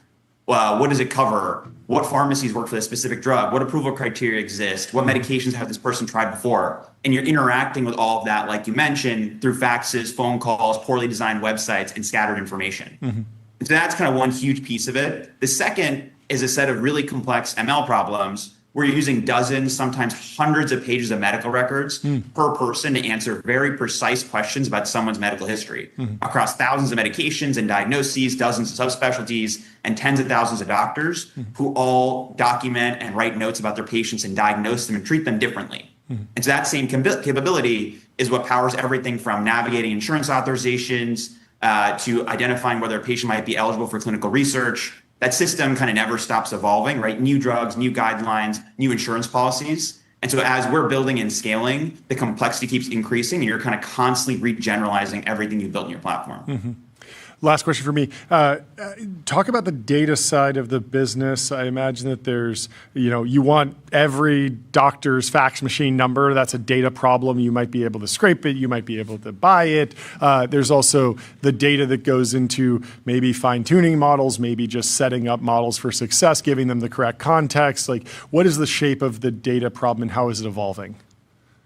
Yeah, I mean, it's kind of like what you described. It's through every single step in the process. So you can imagine where we sit, we see this from end to end, right? So we see everything from the clinical information, how the doctor made their diagnostic decision, all the way through to logistically what got stuck in the system and prevented someone from getting their medication or resulted in it being late. All of that's really relevant in understanding not just how do we translate that into helping us automate more effectively and have more predictability in every step of the process, but also in then informing decisions that our partners are making on how to kind of move therapies forward in the research and development process, how to think about launching them, where to allocate their resources so those medications can reach as many people as possible. Got it. How big can the business be? So, I mean, there's two parts, right? We think this can be the most important company in life sciences. Our goal number one is ubiquity, right? Every doctor's office and patient in the country should be using our product. That position doesn't obviously just let us eliminate friction for more people, but it puts us in a position to accelerate every step of bringing new therapies to market on the other side, right? When a new molecule is ready for testing. Do you become basically just like is a legacy version of this and maybe in another industry like a distributor? Is that like the less distributors are like a partial analogy, but like a lot of what we're going to do is not the actual physical supply chain, but really helping on all kind of the decision and actions around that. So think about when you have a new drug, right? There's a ton of stuff happening right now in AI drug discovery. All of that is translating into more and more hypothetical molecules. But how do we translate those molecules into production, real life, mass market medicines? From the moment a new molecule is ready to test in people, all the way through all those steps, you have to figure out, how do you identify the right clinical trial sites? Which patients do you recruit and are not contaminated by their medications? When a drug launches, which doctors have the most patients that look like the patients that did best in the phase 3 trials and therefore the right, early adopters and can benefit the most? As it scales, how do you kind of use real world usage to identify where there are new conditions where the same drug can be effective or there are gaps in the market? That full loop from clinical development through mass market access hasn't really been possible before. And we think we can kind of be the main chassis through which that happens. Today, we are, as you can imagine, kind of growing in a ton of different specialties. And the kind of first specialty we launched, we're already kind of approaching a third of the country. So you can imagine you really can get really far along and become the best partner to facilitate all these decisions. Well, congratulations on the progress and congratulations on the round. Thank you so much for coming on the show. Great, Thanks for having me. First day of media. Yeah. You seem very dialed. What were you doing before this? So I used to work at this company called Oscar, if you're familiar with it. It was a tech. That makes so much sense. I was thinking this whole time. Yeah. I was thinking this whole time. You must have been at Oscar. Drive Universe. Yeah. Drive Universe. Cinematic Universe. Great one. Great You and the SF Giants, similar portfolios. Fantastic. We'll talk to you soon. Goodbye. Cheers. Thanks, guys. Take care. Up next. Before our next guest. What do you want to do? We actually are running behind, so we're going to bring in the legend, the living legend, Sam Blond. Let's bring him in from Monaco. Sam, company's Monaco, calling in from San Francisco, I assume, but get that cash register Never ready. Count out a CRM. No. Don't count Guys, it out. Yeah. great seeing you. Great seeing you. Thank you so much for having me. Of course. Round two. Round two. Oh, Do you wait? But By the way, do you leave? Did you guys want to hear the gong? Yes. Oh, you want to hear the gong? You have a gong? Oh, okay. Here, Show us the here, I think gong. we can You have help a with the gong? Hang on. Let's see if we If can you find have a the bigger for gong you. than us. Bigger One gong second. than us. It's Do you guys over. see the gong? Oh, look at this. This is amazing. There Hey, we go. team. Let's hit the gong. Congrats, everybody. Okay, I have a question for you. Do you leave up the whiteboard behind you to just kind of torture and mess with your competitors so they're like screenshotting it and trying to No, zoom in people are and trying to reverse understand, but engineer it's this just right gibberish? now. Like you just It's mostly art at this point. It's kind of funny. It is a cool wall because it goes like all the way around. Yeah, that's big. Like whiteboard wall. There is something up here that still has dates from last October. Okay. So I don't know that it's like currently functional, but It's seen some more. we use it every once in a while. It's seen some more. But yes, kick us off with the news. What happened? Let's see. Well, thank you for having me on round course. 2. Great seeing you both. Always. And we're so fortunate. We launched in February. Things are going really well.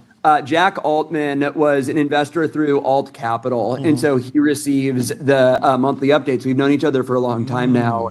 And recently, the business is performing, I think, better than we would have anticipated last time we caught up, which was sort of like mid-February. Yeah. And Jack reached out and said, we're sort of interested in doing something with you and in the space. And we caught up, and I think this is just sort of the dream round for us. We did Founders Fund in the Series A. That's a firm that John, you and I have a lot of history with. Couldn't have dreamt a better round for the Series A, and then we're repeating it with the B. I think both with Benchmark leading, Founders Fund tripling down, Jack joining the board. It's awesome. So I thought this was an Ev Randall special. I thought you were just like, I gotta make Ev some money, my former colleague. But interesting that it's Jack Altman.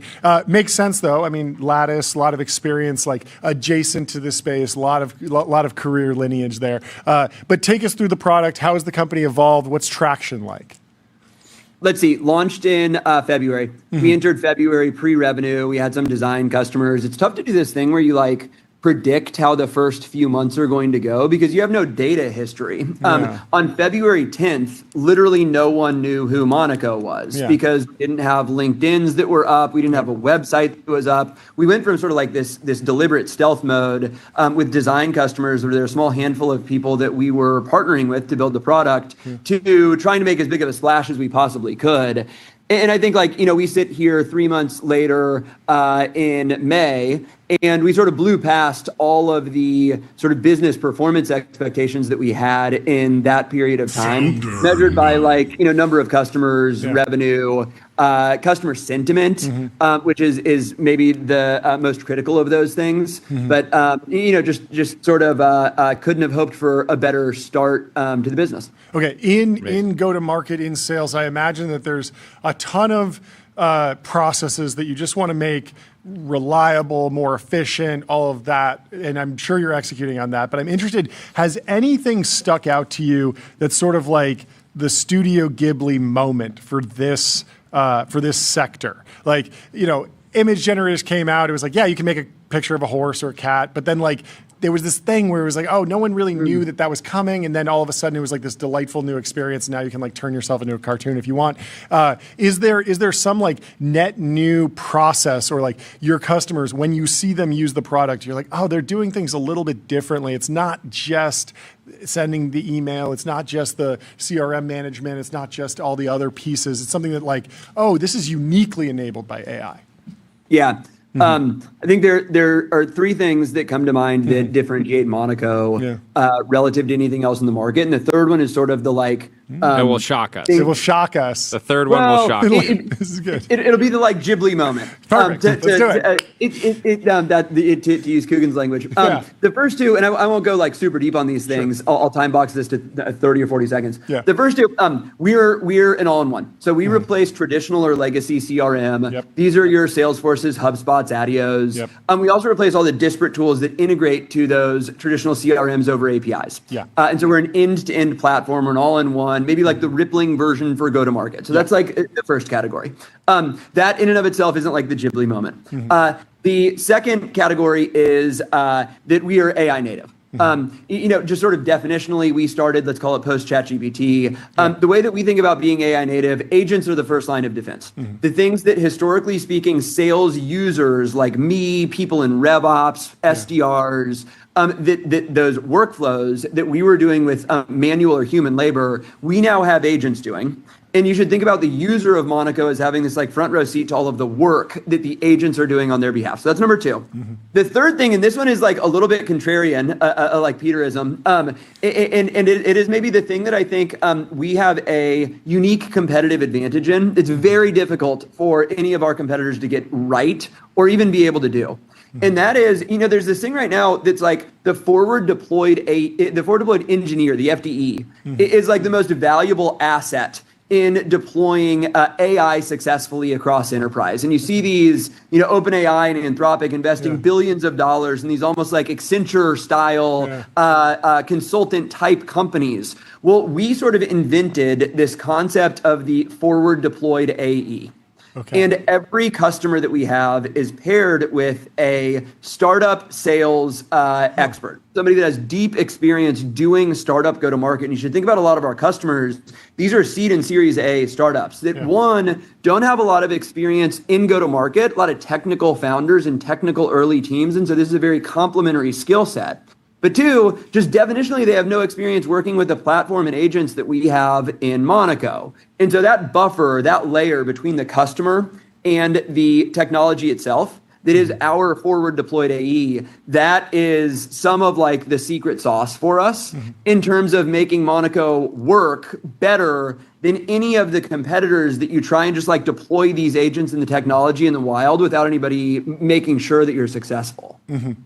All-in-one compound startup, rippling philosophy. I imagine that eventually you'll get to a point, if you're not there already, where some big company will come to you and say, but like we're not ripping out this thing, and you have to build a connector. Do you have a strategy for that? Or is that a moment where someone comes to you and says like, yeah, we have this weird niche, like, B2B SaaS product for just our industry that we need to keep around. Is your philosophy agents will connect, or you'll just go and rebuild that? We have an open API, read-write API, ability to do Claude MCP. Sure. And so we will integrate and do integrate with third parties. Okay. Examples would be like we have a Granola integration, we have a Slack integration, we have a G Suite integration, and many more. Yeah. We don't today have native sort of traditional CRM integrations. And if you think about the category of sales technology, the market leader today is Salesforce. Yep. And Salesforce is a system of record. And then you think about other system of record companies, there's some large players that exist in the space. The other type of sales technology company is a point solution. These are tools that integrate into the system of record. And if you think about the outcomes, the terminal values, the sort of market caps of these point solution type companies, they are less interesting to us to sort of be like, I think this word is politically correct now. We don't want to be the tallest midget.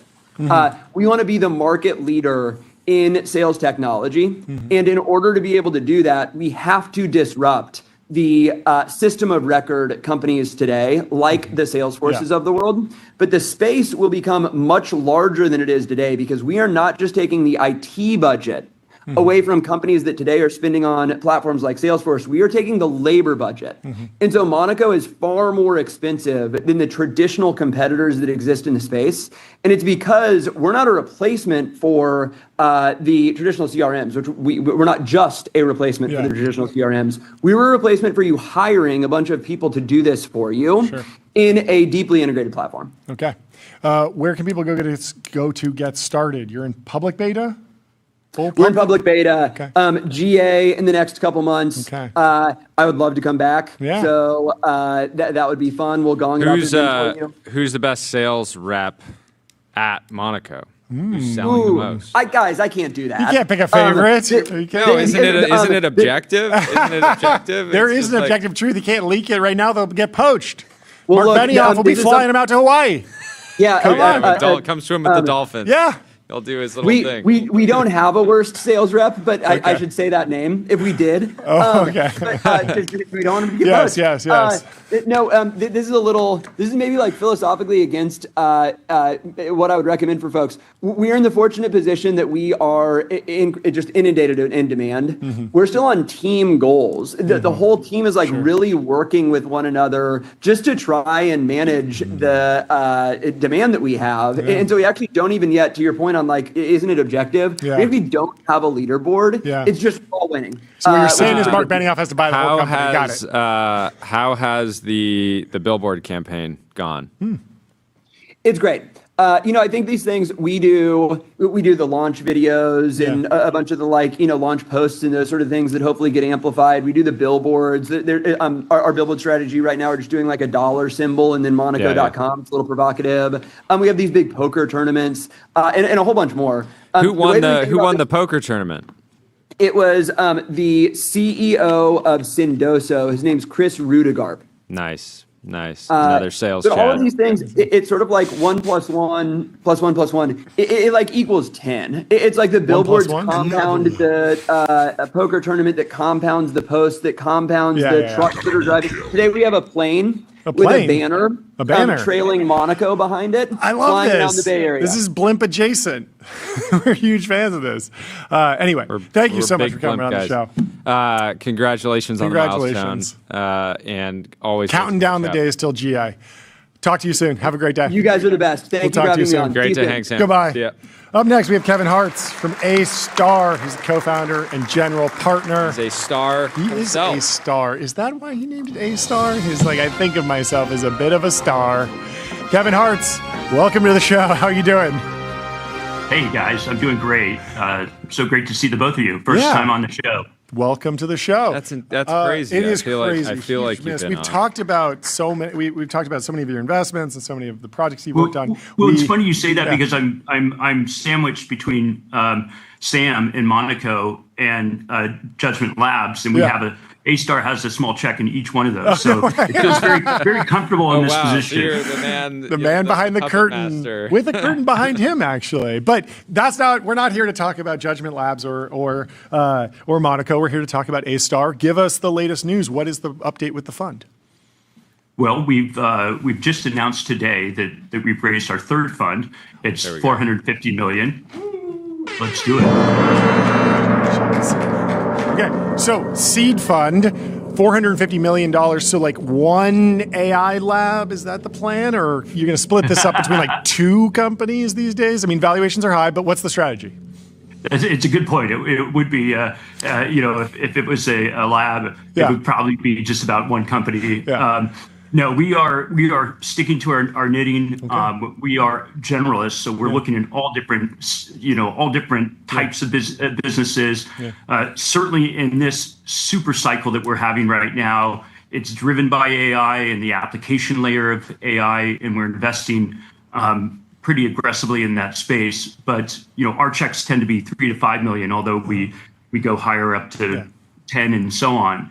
Now, certainly there's a Neo lab that will raise a big round, but that's really in the 1%. We're still in this core market. Yeah.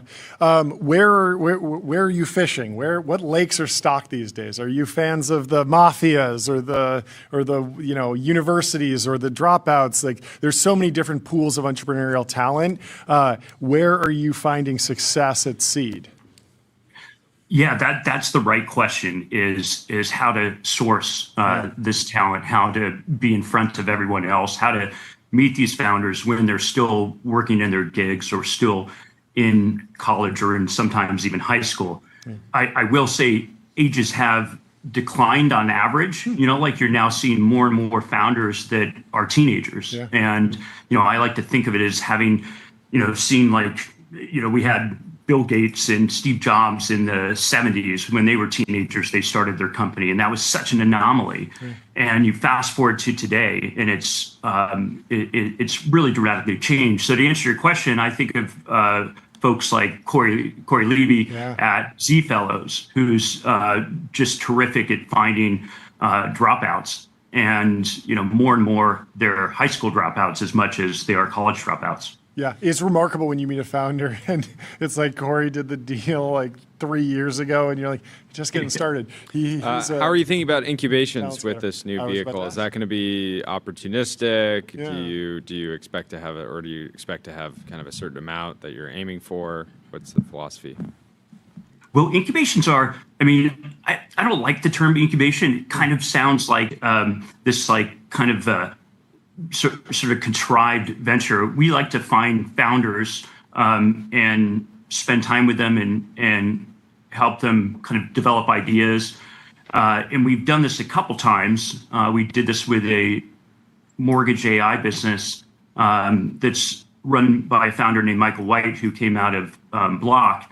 And that business has grown substantially. And we've done that very recently with a company called Sauron, which is a physical security business. So starting in the high end of alarm systems or monitoring systems.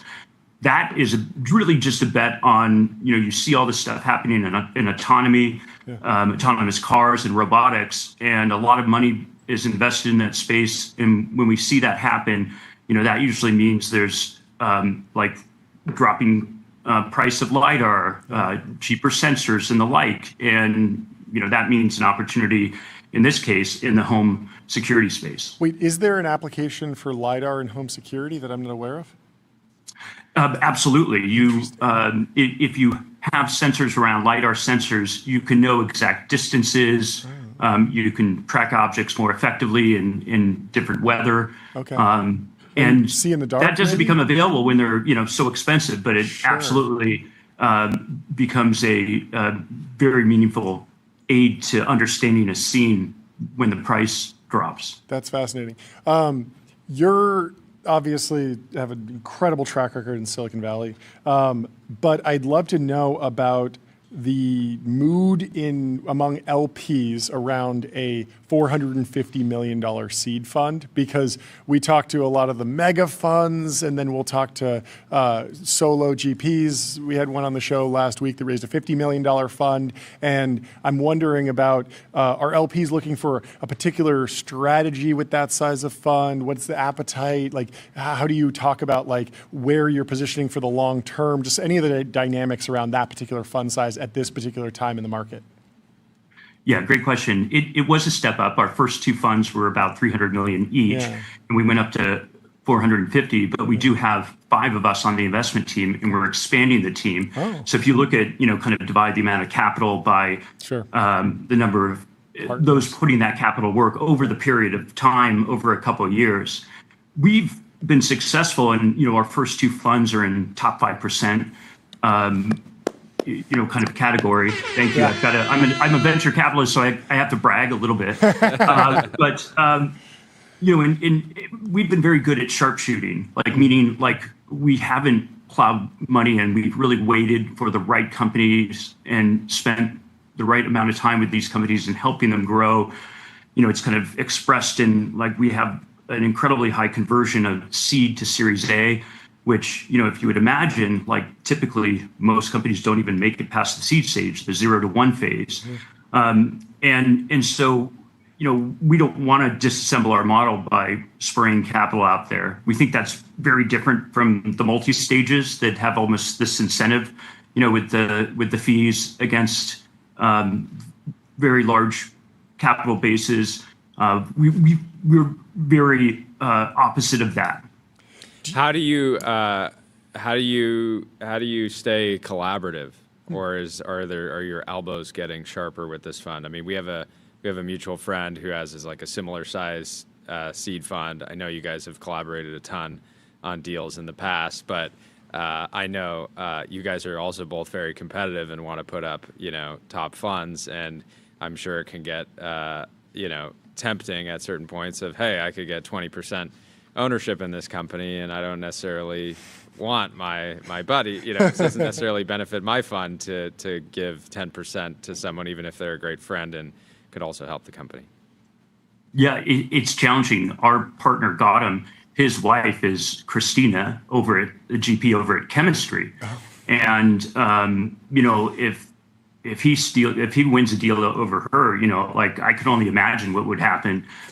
So it's tricky, but it is, we see a lot of new funds. I spend a lot of time backing new funds and helping these fund managers kind of grow, and then they get to a point where you can no longer kind of even co-lead deals. The funds get so big. So, and we're going into this like massive super cycle of an incredible amount of, fast pace and a lot of capital invested. So it's, I want to say that it's always on our shoulders to find, the founders early enough and be the first ones there and just not be in those situations. Mm-hmm.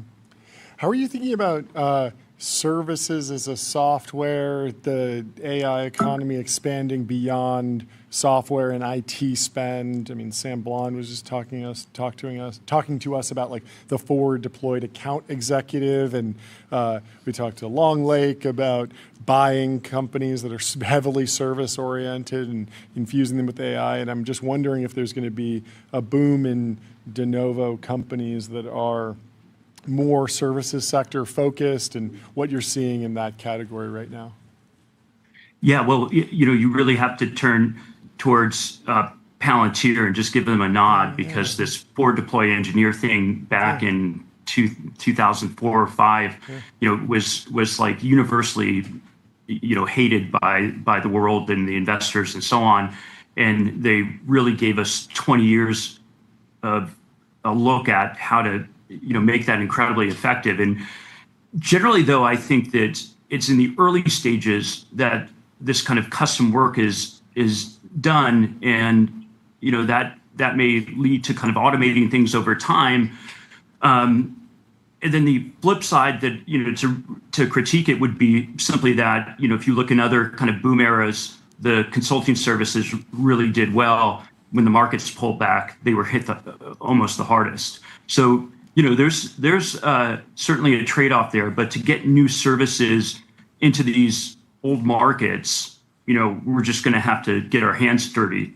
I don't know, but I'm old, so I look at the services industry as this like really tough thing we want to replace by software. It's tough. Second best city to invest in, I assume you'd say SF. It has to be New York. New York. Yeah, I've been very impressed with New York. We have a number of companies there, from a company called WAP in the creator services side to Antioch, which is physical AI, robotic infrastructure. Oh, cool. And I'm just amazed every day of it. But I guess it makes sense that you're able to pull talent from the Northeast, Stav College, and it's still a big financial center. There's a lot going on. So it very much in my mind is a number 2.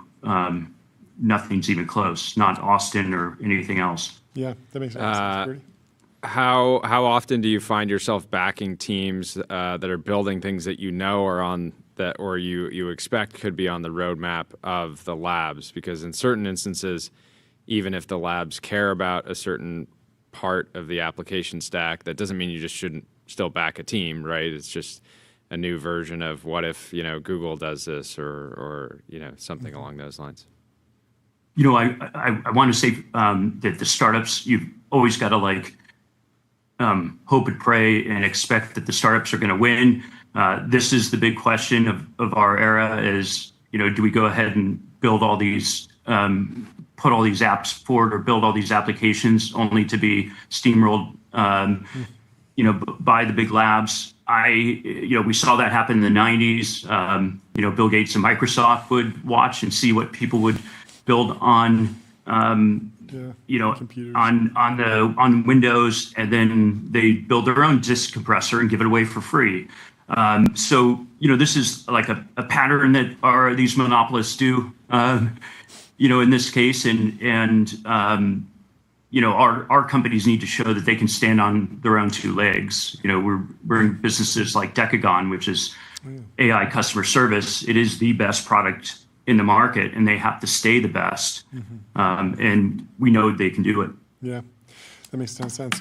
Well, thank you so much for coming on the show. Congratulations on the round, and we hope to talk to you soon. That you got some more. Great to see you. Yeah, great to see you. Have a great rest of your day. We'll talk to you soon. Goodbye. Up next, we have Alex Shan from Judgment Labs. an A-star portfolio company, apparently, but here to talk about a new round from Lightspeed Venture Partners. Alex, how are you doing? Doing great, guys. Thanks so much for having me on board. Thanks Kevin's for great. hopping on. Also, nice of him to open for you. Yeah, you know? exactly. Yeah, but some nice guys over here. He only gave us a little bit, so tell us a little bit about yourself and the company. Yeah, happy to. And before I do that, we got a little bit of a crowd here, which I'll take you guys out to come and see with us. Let's hit the in gong person for them. here out in the office in Financial This District. is turning into But a... welcome to- Whoa, let's go.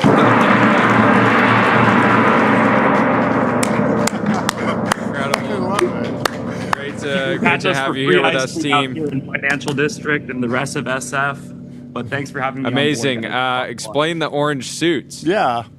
You know, we are Judgment Orange. You know, it's the color of the company, and we like to be proud about that. And so, you know, we wear it loud and proud. You'll catch us running the Beta Breakers race in SF, hopefully winning it with the whole team. So be on the lookout for the orange suit. It's still such a good strategy to pick a color that doesn't have a loud startup already kind of anchored around it. Yeah. Just own it. Good luck going up against Facebook blue or Coinbase blue. Yep. Much easier to stand out with a funny color, yellow. Anyways, please introduce the company. Tell us about the progress, the news, everything. Thanks a lot, guys. You know, Judgment Labs is the platform for improving long horizon agents from production data. We sort of started the company with this thought process that these autonomous long horizon agents are going to consume the vast majority of the economic value that AI is set to create across the next decades in the economy. And, you know, we're already seeing the first sets of those things happening. Developer productivity is skyrocketing at rates that I don't think anyone, including myself, coming from a research background, could have anticipated. And yet that sort of progress is also barbelled in the sense that in many industries, we don't see the same progress on these long horizon agents. And so typically that's, you know, to do with a lot how verifiable or semi-verifiable the outcomes are, and therefore how easy it is to train those agents. But, you know, we believe that regardless of what agents you're building, the single source of truth to improve them to get to that point is going to be production data. You know, during the runtime of these agents, these long horizon agents emit so much production data, ranging from their reasoning tokens to the tools they call, to the retries and their memory and all the things more that are going to come out on these agents. And so that data just forms the cleanest record of how those agents behave with customers, software, and their broader environments. And when, you know, you process it right, we can sort of find out what users actually ask for and struggle with, which failures actually happen in production, and where agents actually find breakthroughs to solutions that we could have never predicted. And so, therefore, the goal for us as developers and sort of people that are going to bring about this agent revolution is to operationalize that production data for all these agent companies out there, to create these flywheels that convert distribution advantages of, you know, people like Sam into their product moats that are going to last them for a long time. And so we've been very lucky to partner with a lot of people across the journey of the company. Coming out of stealth today has been an amazing journey. And, you know, Nova backing us at the pre-seed, all the way to Lightspeed backing us at the seed, and Lightspeed doubling down to co-lead the Series A with Green Oaks. What's the sweet spot customer look like right now? So we love partnering with people who are building, you know, agent native companies and focusing on long horizon agents. And so I can break down startups, like scale ups, like Series B companies. Like what's the primarily agent native startups in that range of like Series A to Series B is our sweet spot. We focus on these companies that produce a lot of production data and want to figure out how to use it. And is it particularly focused on knowledge work and sort of like the next iteration of AI agents, or are you doing coding work as well? Both? Definitely a lot of coding work. You know, we actually serve agents across the stack. Sam and his company Monaco are customers of ours. And so different vertical agents require different versions of improvement. And so we work across the stack, but mainly on these new age long horizon agents that sort of autonomously do tasks end to end. Yeah. What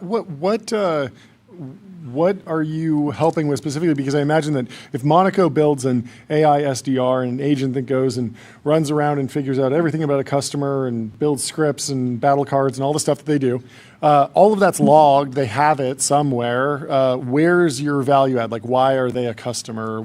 Are you helping them actually change production designs, or is it more about organizing and unifying data for them to go improve their own products?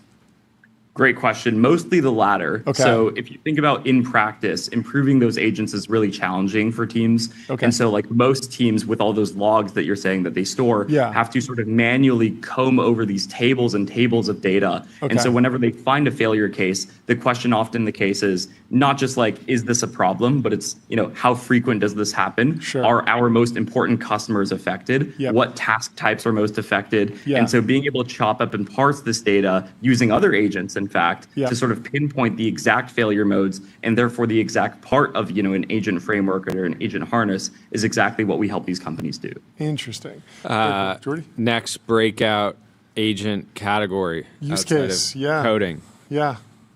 We tend to believe here that at Judgment, we think that the domains that are going to get solved first are proportional to those that are most verifiable, Yeah, meaning that if small you can loop. check the answer, Yep.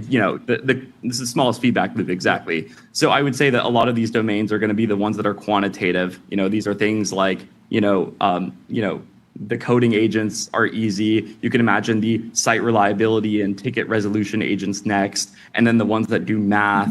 But we are increasingly seeing a lot of progress in non-verifiable domains as well. Stuff that you would traditionally think is like not very easy to quantitatively measure, such as like finance and legal and even sales, to say what Sam's agents are doing, are incredibly fast in terms of how the teams have been able to use their data to improve their agents. Tax and accounting seems pretty verifiable and like closed loop versus, long horizon. How did this cancer drug respond to someone over a decade? Like, it's very hard to close that loop. Well, congratulations on all the progress. Jordy, any other questions? Oh, this was great. Thank you so much for Go coming on the Orange. show. Go Orange. It's great We'll to talk meet to you Alex. soon. I'm sure you'll be back on Sounds soon. good. Congrats to the whole team. Have a good day. Cheers. Up next, we have Glen Wise from Cinder. He's the co-founder and CEO. Good nominative determinism. We got a wise man in the waiting room, and here he is. How you doing, Glenn? What's going on, guys? Good. Welcome Thanks for to the having show. me. Thank you What's so much happening? for stopping by on such a big day. Introduce yourself, introduce the company, tell us the news. Yeah, I'm Glenn, the founder, CEO of Cinder. Mm-hmm. We just raised $41 million. Announcing it today. Whoa. Okay. Whoa. Good news. Right to it. Yeah. Fantastic. Radical Ventures. I got a buddy, Rob Taves, over there. Oh, yeah, they're great guys over there. Yeah, amazing. Really great team. But our focus is helping companies stop all of the AI-powered abuse that's happening across the internet today. Okay. What does that mean? Because there's like cyberbullying and like mean comments on YouTube videos or live streams, and then there's like spam and hacking and cyber attacks and all sorts of crazy stuff. Yeah, and honestly, it means the entire gambit of threats. Okay. And that's really, I think, like what gets missed in this conversation, which is the fact that like they're small, right? There's small incidents such as bullying. There's large incidents such as like state-sponsored espionage. Sure. But companies need to respond to all of these. And we've never before seen kind of the scale of threats that we have today. And this was a problem before Gen AI, but obviously Gen AI has made this exponentially worse. Sure.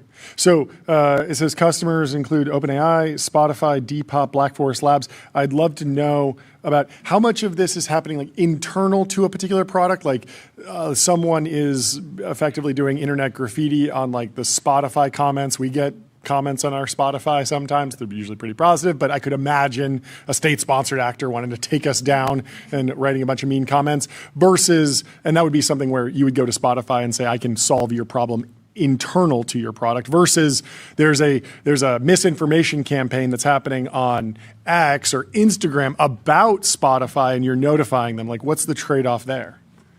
Yeah, that's a really good distinction. So we sell directly to the customers themselves. Okay. So they can combat if there's some horribly racist comment. Sure. Right, that shouldn't be on there. Okay. And so they can combat taking that off. And so how the platform actually works is that our customers set what policies they care about.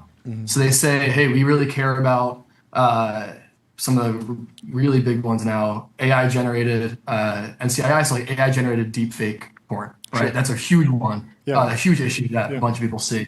Obviously, anything child safety related, any egregious hate speech and things like that. They are able to set these policies on our platform, and then we use AI to detect and mitigate it at whatever scale the platform is operating at. Yeah. What has it been like ramping up to some of these bigger customers? I imagine that if you get the fire hose of like Spotify content, that's a lot. Was that a challenge? Like, how did you solve that? Obviously, there's a lot of off the shelf tools, but like, how big is the company at this point? How are you able to take on those clients? Yeah, I mean, we were really lucky in the sense that the whole tean, the whole founding team came from Meta. And so like we saw a thing or two. Yeah, and prior to that, we were at the U.S. government. Okay. So we've seen kind of what harm at scale looks like. Yeah. And obviously that's like kind of like an infrastructure challenge, right? That we deal with. But inevitably it is one, like actually being able to process data as quickly as possible. That's a big one, right? So how can we make a decision as fast as possible of whether or not something violates your policies? Sure. There's a bunch of techniques there, as well as just like being able to handle that scale, right? We have some customers that have a really large Gen Z audience that all log in at the same time. So that adds some really great kind of distributed computing challenges that the team is working on. Yeah. No, that's all part of the fun of building this. Is there something about this problem that makes companies want to outsource this function? Because I'm assuming at Meta, if you were working on this problem at Meta, you were working on internal tooling and platforms at a certain scale. Maybe they end up wanting to do this themselves, but is there a certain part of this problem that makes it particularly suited for, having a partner like Cinder? Yeah, I think there's a few. I think primarily it's taking the human expertise and really understanding the policy and understanding how to mitigate that policy, right? Like every customer of ours can't be an expert in every single issue that they might face. And so that right there means that they need to bring people on. And yeah, Facebook, I was on the threat intelligence team there. They have an amazing threat intel capability, right? They're also Facebook, right? So they can spend on building out that threat intel capability, but not everyone can or should have to do that. So that's a big piece. And another one that we've been seeing more and more often actually is the third-party credibility of going with a company that's also, truly a set of experts, right? And so you're not grading your own homework when you're trying to defend your platform. You have someone else that can bring that expertise in and do that for you. Totally. How are you thinking about like the actual model choice or just scaling? Because I imagine that there's so many of these like TOS violations. You just ask like, is this a TOS violation or threat of violence or something that's doesn't conform to any of like the frontier models, and you're going to get a very accurate result. But that's going to be slow and probably expensive if you're running it like over every single Spotify comment or every single upload to the platform. And then you can go open source, cheaper models, faster models. You can also try and run models on ASICs or more advanced chips, like Cerebras is in the news this week because of the IPO, but there's obviously other providers. But how have you thought about the infrastructure trade-offs and as you scale the service? The thing that is most important for our customers, right? I talked about policy. Yeah. It's really evals and ground truth data. Okay. And so once our customers have within our platform set what does true look like, right? What does an actual violation look like? Because as you can imagine, these violations are incredibly nuanced. Yeah. And it really depends on what's the platform, where they're based, how old are their users. Yep. A really classic example, right, is like a gaming company could have two different games. One that is a first-person shooter for adults. The other one that's a game for children. Sure. Obviously, they're going to define like a threat of violence very differently. Oh, sure. Even within the company. Right. And so you need to be able to set ground truth and really set these evals. So then from there, you run evals on these models. And it kind of depends on, are you prioritizing costs or latency or accuracy? Yeah. Those are basically the three trade-offs that we see. Yeah. And you can get really great results now, especially around fine tuning some of these open source models. Yeah. But what's funny is that obviously these models themselves are trained to not be able to produce this content. And so you do start hitting limitations with these foundation models. Yeah. And so you can do techniques like model obliteration, where you can actually remove guardrails and host them yourself. Sure. You can do kind of traditional classification, kind of, again, depending on what the policy area is. Yeah. But that's why you need to. I've heard enough. Give him $1 billion cluster. Well, speaking of cluster, has there been any demand for on-prem? We were talking to David Bazuki from Roblox about this, and I was sort of saying, he has a younger audience, obviously, on the platform, and there's been a lot of pushback about the communication that happens between adults and children on the platform. And I was saying, it feels like, although this is a huge problem that obviously needs a lot of attention, the technology is getting better and better to the point where you should be able to screen every single chat message that flows through the Roblox platform in real time with a very, very advanced LLM. But Roblox runs their own infrastructure. Is there an API call? And I could imagine a situation where Roblox wants to run this deeper in their stack. And is that something that's on your roadmap or you've heard customer pull from, or do you think it will never be an issue? Yeah, would love an intro. I really appreciate that. Okay. I think for us, because of the proliferation of these foundation models, our customers have gotten really comfortable on utilizing OpenAI. Because they're already pulling stuff from AWS or GCP or Azure, and they already have a fabric they can pull things into. Exactly. And we, because of our sort of security paranoia background, we've invested a lot we even have run a full single tenancy architecture that our customers love because they know all of their data is theirs. And so customers have gotten more and more comfortable, but I could see the pendulum swinging, especially with open source models. I could see it going the other way where they want to self-host Cinder, in which case it's built in a way where they can. Yeah, that'd be really cool.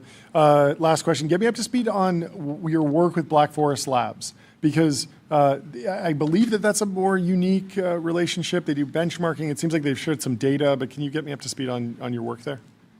Yeah, we've been doing some really exciting red teaming work with these models. Mm-hmm. I think it's a really important job that these models are able to be tested before they're released, obviously, right? Because once they're released in the wild, then they are subject to the rest of the world.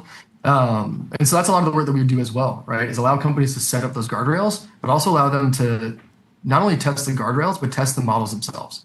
And that leads to just dramatically safer outcomes when they release these models out into the world. And I think that we're going to see standards coming out of the UK, the EU, the US on expectations around red teaming, especially as these models become more and more powerful and the attacks become more sophisticated. Yeah, we're already seeing with that, with the, who was it? It wasn't Meta, but it was Google, Microsoft, and maybe XAI joined OpenAI and Anthropic in, delivering models to the government earlier to test, and this could be a logical place to test as well. But congratulations on the progress. Thank you so much. Fantastic to meet you. Thank you for doing this work. And the chat is concerned by your coworker's posture in the back there, in the blue. We're going to get some ergonomic experts in here. Give him our best. Yeah. I got to tighten up the ship. No, it's good. He's locked in. That's actually a high performance posture. That is. And the window open, you're getting some fresh air. CO2 levels, probably not a problem. Doing some critical work. Anyway, thank you so much for coming on the show. Great to meet you, Glenn. Great to meet you. We'll talk to you soon. Bunch of updates really quickly. First, the chat has given a name to my next project. It's the diesel refinery company of Malibu.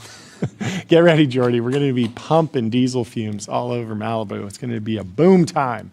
Also, Swatch. Yeah. Let's pull it up up. this video. So we talked about the Swatch AP collab, the Swatch Audemars Piguet Royal Pop collaboration. Well, the final design, or something close to the final design, has finally hit the timeline, and we can pull up this image because it's not a a wristwatch. It's more of a pocket watch. It goes on a necklace, I guess, and it does not come is with this more of a charm? Like I see people tying this to like I think this tells me that all of the fears that this would be confused with a stainless steel royal oak were probably misplaced. What do you think, Tyler? Yeah, well, okay, so it's based off like the Swatch Pop, right? Yes. So this is just like I'm talking about. Like this is a long time ago. They made the Swatch Pop, which is like this little. Yeah, it is a watch, but you can pop it in and out. Yes. Into a necklace, into like a little charm, or onto like an actual bracelet. A stainless steel bracelet. There might be, we haven't seen anyone actually buy this yet. Yeah. It's just like been promo videos. So there may actually still be bracelets that you can put it into a watch form. That's true. But so far, everyone is up in arms. Platinum wrist. Yeah, I'm trying to find pictures bracelet that you of the pump it into, Swatch maybe? Pop. I don't know. Well, there's a release video that we do think is real. I think we verified this with Quaid over at Bezel, and it's showing how they're building it, how they're putting it together. Some cinematic music, and they are making them. These are mass manufactured. They're showing them being mass manufactured, testing them, but they come in all sorts of colors, and will be interesting to see what happens. This does not seem like an "it's so over" moment for the AP Royal Oak market. It seems like they have found over for the Bears. It's so over for the Bears. Everyone that sold yesterday needs to buy them back potentially. Yeah, interesting. I think it's working to the degree that I see that, and I'm like, I kind of want one of those. Yeah, it's like a cute. I don't know. It's like it just fits a different. I have a guess as to what the hype beast will do, John. Do you know what they're going to do? What? They're going to take those royal pops. Yes. And they're going to use them to tie their shoes. They're going to use them as shoelace. So they'll have like, a bunch of Swatch pops hanging off of, some like Nike Dunks or something. I could see that. But why not just have the full stainless steel Royal Oak hanging off your shoes? There's levels to the game. Yeah. Well, true. GameStop is going to need to level up if they want to successfully take over eBay, because eBay has rejected GameStop's $55 billion takeover bid. The online marketplace, that's eBay, called the cash and stock proposal, quote, neither credible nor attractive. The New York Times has a story here. The online marketplace rejected the proposal. GameStop announced the proposal last week. We talked to Ryan Cohen on the show about this. To combine with eBay, which is a company nearly 4 times its size, the offer has confounded much of Wall Street, in part over questions of how the company would afford it. GameStop's chief executive, Ryan Cohen, initially declined to elaborate on how he would finance the deal, and much of Wall Street remains skeptical about the mechanics of the deal. eBay has officially turned down its lopsided marriage proposal, said Don Bilson, head of event-driven research. This news should surprise no one, since the odds it would accept GameStop's brash offer were infinitesimally remote. In a letter to GameStop, eBay's chairman, Paul Pressler, listed several concerns with the bid following a review of the offer with legal and financial advisors. The concerns include uncertainty about how it would be paid for and the amount of debt the deal would add to the company. A cornerstone of the deal was a letter that GameStop secured from investment bank, TD Bank, saying it was highly confident it would raise $20 billion to fund the offer. That letter, which is not binding, stated that the confidence rested partly on the assumption that the combined company would be investment grade, according to at least 2 of the 3 major credit rating agencies. So, what does Ryan say? Has he responded? I was confused because I saw a post by Paul Branham, and I thought, Paul, that's the chairman of eBay. No, it's a different Paul, and this Paul is a major GameStop supporter, I believe, who said, Ryan, we got your unsolicited, let me translate the eBay letter. We got your unsolicited bid. Our board thoroughly reviewed it. We're rejecting it, not because the math doesn't work, not because we're highly confident, because and so this person is very, excited about this deal, I think. Anyway, there is another media deal going on right now. Byron Allen is buying BuzzFeed, investing $120 million in the digital media company, and will become the CEO. This is a very interesting story because I don't know how familiar you are or the audience is with Byron Allen, but he had a fascinating career where he jumped straight into late night talk show host. He became a late night talk show host, and then eventually had this very interesting business where he would buy Zero to Yap.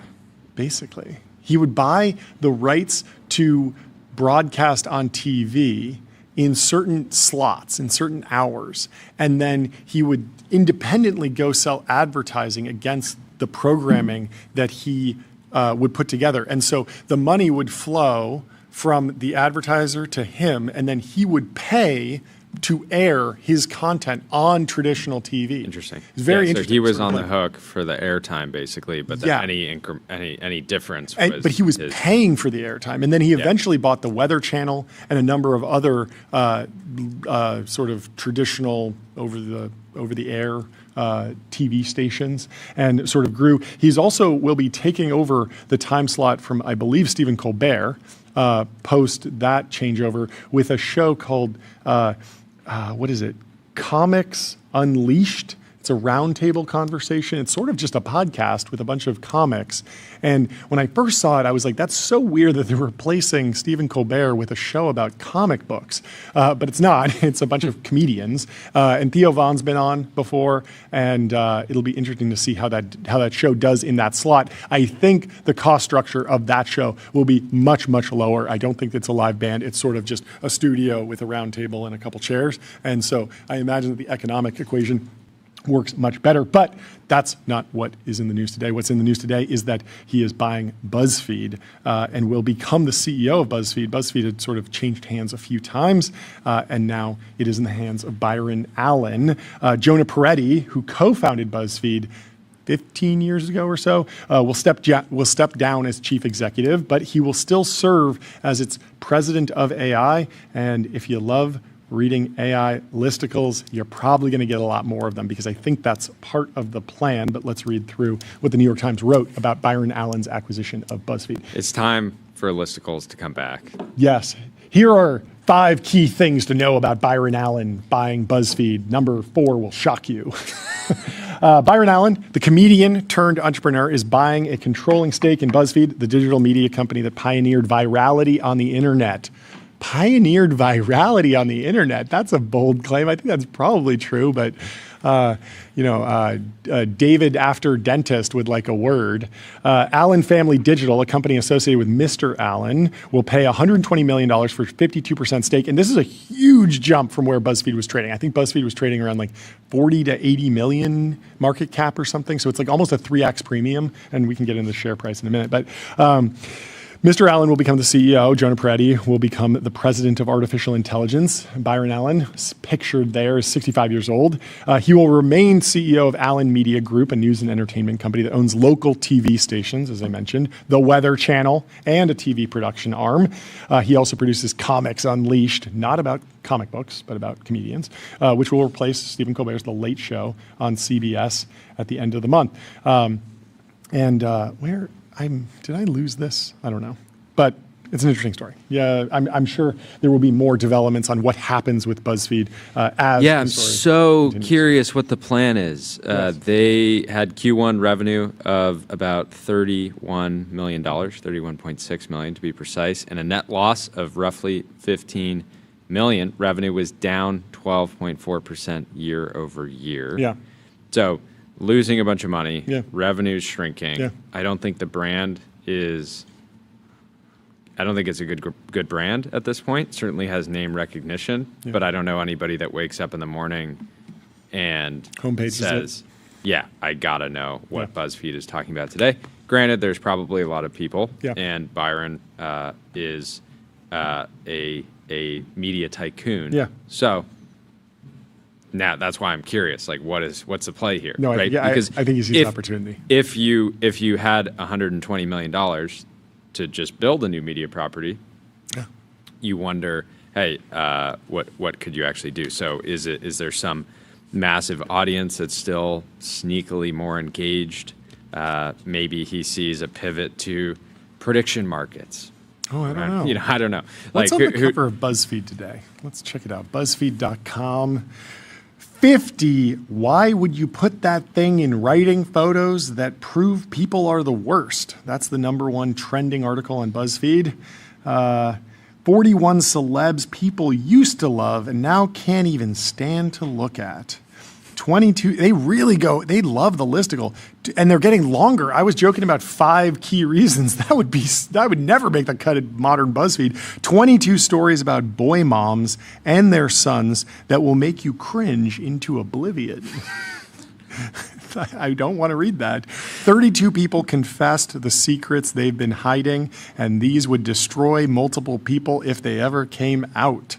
And there are reactions. Crazy. I was a fan of, I was never a fan of the BuzzFeed quizzes, but I was a fan there's an arcade, so maybe there's a gaming play. They also had a bunch of different like CPG spinoffs at various points. I think they got into physical goods, but a lot of the talent did go off and venture on their own. Like the Try Guys, I think, famously left BuzzFeed and started a YouTube channel, and there was always like a little bit of a talent management.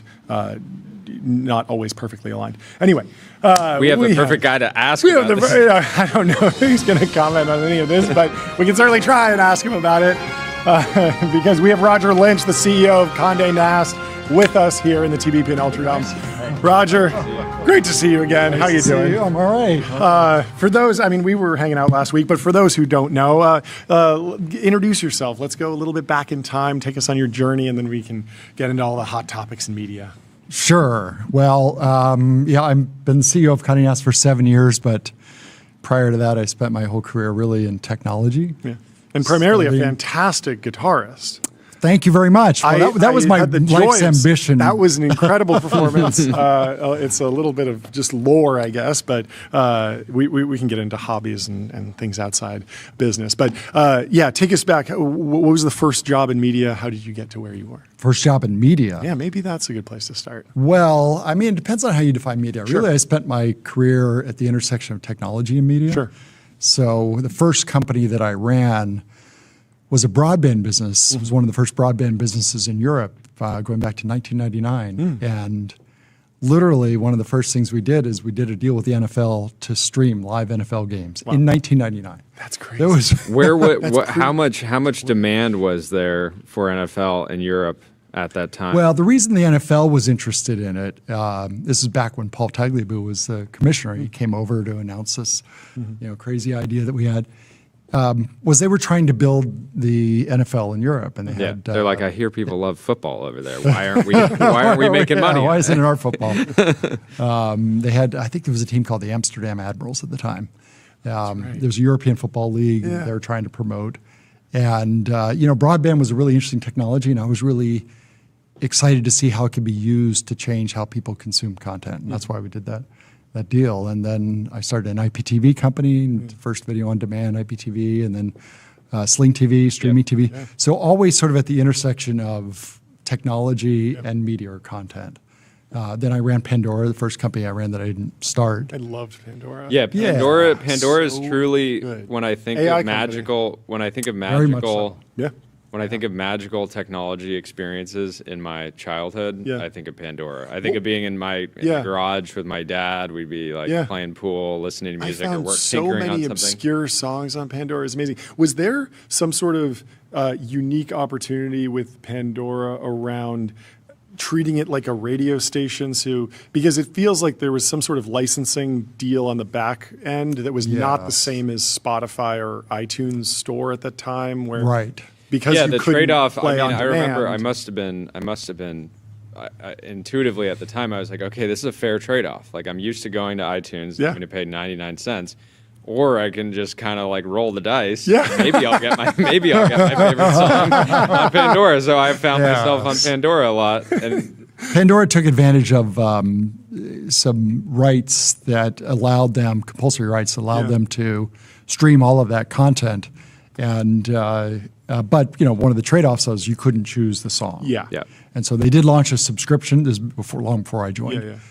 Subscription service, but we're late for that game. They were quite late for that game. By that time, Spotify already had a very strong presence, and some of the other big tech companies were getting into it. Yeah. But you mentioned AI. I mean, to me, one of the key things with Pandora was the way it combined sort of human taste with AI. So we had a team of musicologists, and one of the, you mentioned, I've been a guitar player all my life. One of the best parts about that job is they were all fantastic musicians. So we do these company events, and we'd play all the time, and these guys were and they were mostly men, were so good. Yeah. But then we had the data scientists also, and they would take the work that the musicologists did and create their machine learning algorithms around that. And each of the algorithms, they had, I can't remember now, 90 or so algorithms, each one would get tuned for every individual listener. So it'd be weighted a little bit more. Jordy likes this, John's like this. And so it creates a personalized experience. And to me, I still listen to Pandora. I also listen to Spotify. But when I want something, just to put something on and let it play, I'll go to Pandora because I think those algorithms still outperform. Yeah, and we've talked to this the new co-CEO of Spotify, but like that AI-driven feature, the promptable playlist, is just coming to Spotify like this year, and I'm sure it's souped up and powerful and stuff. But it is remarkable how long that like internet radio lasted. These things have long lives. I'm wondering about your view on durability in media generally. It feels like anytime that there's some platform shift, there's endless think pieces about legacy media is dead, linear TV is dead, this is dead. Everyone loves to talk about that, but in your experience, how does the media industry actually change as technology arrives? The media industry has a history of not changing quickly enough. And you can start with the music industry. Recorded music industry peaked in 1999.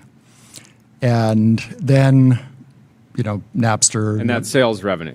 Yeah, and recorded the recorded music industry. Yeah, we found out like last week or the week before that vinyl record sales are like something like 10% of streaming revenue, which sounds so vinyl records. So that's an interesting trend to talk about. But what the music industry did or didn't do is, and this is one of the big mistakes, and like most lessons that you learn the biggest lessons from your mistakes. What the music industry didn't do is look at how their customers were behaving and say, okay, let me craft my business around that. They said, no, I don't like that behavior. I'm going to change the behavior. Let me sue these teenagers in Iowa who are downloading music, or sue the ISPs or their parents or whatever, so I could change the behavior back, because I really like it when they buy CDs. That's really good for my business. That was disastrous for the industry. So finally, once they had embraced downloads and then streaming, it started growing again. It's only just gotten back to the size it was in 1999. That's crazy. 27 years later. There's more people, and people still like music just as much as they did before. Of course, so it's of course, but they fought it for far too long, and it's a mistake. Vinyl records have grown every year for the last 18 years, and sales of vinyl records, and it used to be people my age buying vinyl records and collecting them. Now there are as many people in their 20s buying them as there are people in their 50s or 60s buying them. And a lot of people in their 20s don't even own a record player. But they buy the vinyl records. There's an interesting trend that we see it a bit in our industry too, like young people buying physical magazines. It's like, why? Well, I think it's a search for authenticity. I think when you have so much you got the paper right here. Digital content that is in your pocket and it's all free or free to consume, it becomes less valuable and maybe less authentic to you. And so and there's something that's always been missing from like part of the experience of being a music fan, to never actually go and trade your dollars. Like I think people do like to vote with their dollars and express their interests and actually have this physical embodiment of their taste. Well, they're doing it with live music now. That's where the money has gone. The money is, really moved to live. It used to be, in the 90s and 80s and everything, people would go on tour to support their record sales. And now it's the reverse. You release a record so you can go on tour and sell tickets. And it feels like the in-person events, stadiums are getting, like the CapEx is just skyrocketing across the sphere. SoFi Stadium here in Los Angeles, there's like more and more ways to draw people in with like ever larger spectacles and these like shelling points where like, did you see Taylor Swift in the Eras tour? Like that was a key moment that even like the casual fans needed to find. So after Pandora, talk about the journey into Condé Nast. Yeah, it was, it wasn't at Pandora very long because we sold it to SiriusXM. And, I was thinking about what I wanted to do next, and I was fortunate enough to be in process on 4 different companies. 2 were in New York, 2 in LA. We're from LA, so LA had a lot of attractions for us. And I was flying back and forth between New York and LA and having trouble deciding what I wanted to do. And my wife was like, usually you're so decisive. It's like, I know, it's really tough. And then I finally realized on one of these flights that when I'm sitting there, I had all the information on all these companies. Every time I'd go to the Condé Nast information, I wanted to read about that. It was like, and that's literally how I made my decision. Like, that's the most intellectually interesting to me. I'm going to go do that. But there were a couple of criteria I had for what I did next. One was I still like the intersection of content and technology and distribution models, but non-exclusive content was going to be dominated by big tech companies. You know, music, films, TV, whatever. The stuff that I had been doing, it had all been non-exclusive. Like, I wanted to go somewhere where we had our own content, we had our own brands, we could control our distribution more. And so that was certainly one of the criteria, but also still the opportunity to innovate around technology, how you use technology to create new business models, distribution models. And, you know, Condé Nast really fit that well. Yeah, there is this interesting, I mean, we've talked about this a ton because, you know, thinking about all the new categories of media, which we joked about, we put out this really like unhinged market map of media as a joke. And then unfortunately we like called ourselves neo-traditional media, which was a joke. And then now people will tell us and be like, you guys are a pioneer of neo-trad media. And we're like, we created that category as a joke. But something that we've come back to over and over is just the value of these legacy brands that have been built across decades and how, you know, take away like the business models and how those are evolving. Like, it just seems like the value of a Vanity Fair or a Vogue or the New Yorker are shockingly durable because you can make more of these kind of properties, but you need decades, right? And so I'm wondering your strategy around kind of how you think about counter-positioning these brands against the content that is flowing so freely across. You're referring to the trough. What's that? Oh, yeah. The trough of social media apps. But yeah, like even, you know, I've also talked about the challenges with Substack around certain stories. Substack, if you're an individual selling a subscription, it will reward people that publish multiple times a week that sell a subscription. And yet there's so many stories that take months to tell. There's great stories out there that you'd want somebody spending a year on it. Seymour Hersh is not going to break the My Lai massacre on Substack. And so there's this opportunity of like the value of brands and curators that is maintained, and we're not creating. We are like, again, I would say we're creating new iconic media brands, but it'll take 20, 30 years, right? You cannot do it overnight. And then how these things can operate as platforms where there are a lot of super talented writers that shouldn't be trying to publish every single week because their calling is to publish maybe once a month or even once a quarter at different points, right? And finding those lanes. So I'm curious about how you're thinking about the role of the different brands under Condé Nast and counter positioning against platforms like traditional social media or Substack. Look, I think you bring up a really good point about Substack in particular, which is it is a great platform for certain creators. Yeah. And if you want to be on that bit of a hamster wheel, but it may not feel like a hamster wheel to a lot of people. Like they love to publish content multiple times a week. That's great. It's a great platform for that. If you want to spend 6 months, 12 months deeply researching something, and Substack is not the medium for that. Yeah. It won't reward that behavior. The New Yorker is. Yeah. It really is, and we get rewarded for that by our subscribers. Yeah. When we come out with these really deeply researched investigative pieces, that we have a huge army of fact checkers at the New Yorker that comb through every single word in that, so that when it is published, it has really, really been thoroughly fact checked. When we publish that, we see the numbers spike on subscriptions. Our subscribers reward us for that type of journalism in a way that I don't think works so well with Substack. Other things work really, really well with Substack. Yeah. Yeah, that said, there's been we cover tech primarily, so we've seen a lot of people from tech leave the sort of like brands or platforms to go to Substack, and some of the times they come out and they're just scooping every single day, and it's amazing. But more often than not, I'm like, I actually wish that at least a few of you guys would go to one company and I could subscribe to you, and you weren't feeling this pressure. Oh yeah. And I don't actually want, like, for a lot of people, I'm like, I think selling ads is a waste of your time. You should just be writing, right? And a lot of them feel that. And then the hamster wheel thing, I was talking to really big Substacker yesterday, and they were feeling that. They were like, I don't want to publish every day, right? Yeah. But you built a business around that, and then you're sort of like trapped to this business model. So anyways, I think we're gonna.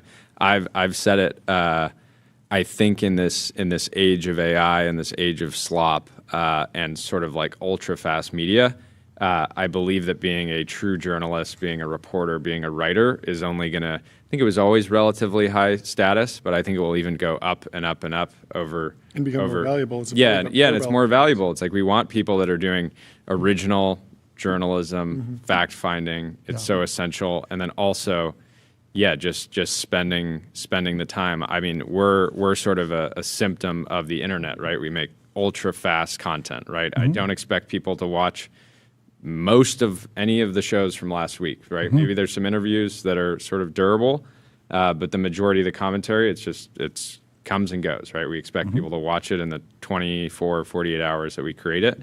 But there's so much content that I think about, sitting down on a Saturday where I'm like, well, maybe I want to read. I have limited time. Maybe I want to read something that somebody put 6 months into.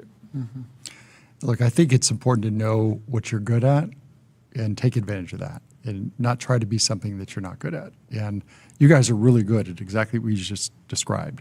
And so you've made the most of that, and you've attracted a really important audience, and it's really worked for you in a business model. For us, to try to chase that would be to move away from what we're really good at and try to become something different. And I agree with you. I think where, with the amount of AI-generated content or low-quality content that is being flooded into the market, that only, I think, accrues to the benefit of companies that can really stand out from that. And so don't try to be that. Like I always tell we're going to always have human-created content. First of all, I think I know it's what our audiences expect and want. And secondly, we have no competitive advantage over just creating AI-generated content. That doesn't leverage any of the advantages we have. And so knowing what your advantages are, competitive, and really building upon that, I think is always important in any business. And for the industry changes that are happening right now, I think there's real value in it, because unfortunately there's going to be fewer places that can do that, because the ones that are more marginal may not survive the changes that are happening. And our brands have been really thriving in it. How do you compare your philosophy of running like a house of brands versus, let's say, an LVMH? Is there similarities, differences? What is the philosophy? Yeah, I mean, when I first joined, I spent a lot of time talking to those companies to try to understand how they were organized, because one of the things I had to figure out is what I wanted to do with the way we were structured, because we were structured very differently. We were really a loose collection of companies all around the world. Every country operated entirely independently from every other country. Really? Oh my God, it was crazy. Wow. There was no technology collaboration. There was they competed. Yeah. Literally. I remember literally 3 weeks into the job, I start traveling. I go to Milan. Yeah. I'm trying to visit all our different offices, and I get a call from my assistant, like, some of the team in Milan is upset you're not visiting. I'm like, I'm in the office. I'm here visiting them. The wrong office. I found out we had 7 offices in Milan. Condé Nast US had an office there. Condé Nast Russia had an office. Condé Nast France had all in Milan, all different offices. Because, of course, they couldn't be in the same office because they were competitors. Yeah. So a lot of changes to make in that model. But look, actually, it was a great strategy when the company was a print publication business. It worked by definition. Condé Nast became a very big, successful company following that strategy. But it was not the right strategy for the internet age and a digital age, and how audiences had changed. Audiences moved from, I read my local newspaper or my local content to, want to see what's happening around the world. I want to consume content from Korea or China or Sweden or Israel or wherever. Yeah. Much more cosmopolitan in their approach to how they consume content. And so really we use that as a guidepost to say, okay, how should we structure ourselves? And just, question everything about, how we organize ourselves, and even the culture of the company, which was very, very territorial and fiefdom based to what it is today, which is much more collaborative. So obviously, plenty of efficiencies across the portfolio geographically. The brands are power law driven, right? You have a few brands that drive the vast majority of the revenue. Have you been in a portfolio expansion period or portfolio contraction period? Is there a benefit to going more focused around the tentpole brands, or do you want to expand further? How are you seeing what we find is scope of the business? Certainly our largest, most important brands have done very well in this. Like Vogue is our largest brand. Yeah. Vogue has grown every year I've been at the company. It grows revenue, grows profitability every year. And thank you. Good news. It is good news. Yeah. And the New Yorker also. The New Yorker just had its most successful year ever by a long shot. Those brands, whatever's happening with search algorithms or AI, they seem to just be able to rise above it. Sure. We have smaller niche brands, Pitchfork, a music brand, very small. It's 1% of our revenue. Sure. But it has a very strong, loyal audience in the category that it covers. It's doing very well. And so there's this sort of barbell effect that's happening, at least within our portfolio. And then we have some that are in the middle that are impacted more. Either they don't have as strong authority in the category, or they're a little too broad that they don't go deep enough in a specific category. We were just talking about BuzzFeed, and it felt like for a long time it fell into that category of, decent size audience, but ultimately built on a shaky ground of another platform without that really strong core audience that would stick around through thick and thin. How do you think about talent identification going with sort of discovered talent, let's say a writer who's established that already has a following versus somebody who has a lot of potential but maybe hasn't had a breakout moment yet, and then the same thing with executives? Yeah. I think, first of all, for writers, we're a great home for the best journalists in the world. In part because, I wouldn't have thought this was a necessary competitive advantage several years ago, but it is today, which is that we're not impacted by political influence. We're not under the FCC's thumb. We don't have licenses that they need. We're not trying to buy Warner Discovery and need merger approval. And we're owned by a family who's owned Condé Nast for 7 decades. That I've been at the company now 7 years, and not once have they ever called to interfere with anything we do. Therefore, I don't need to do that with our editors. We can just hire the best editors and stay out of their way and let them do their job the best. So that is very attractive to journalists because they know when they come to our company, they're not going to get a call from the CEO or the board or whatever about why'd you say those things about this advertiser or whatever it is. No, the journalism comes first and will always come first.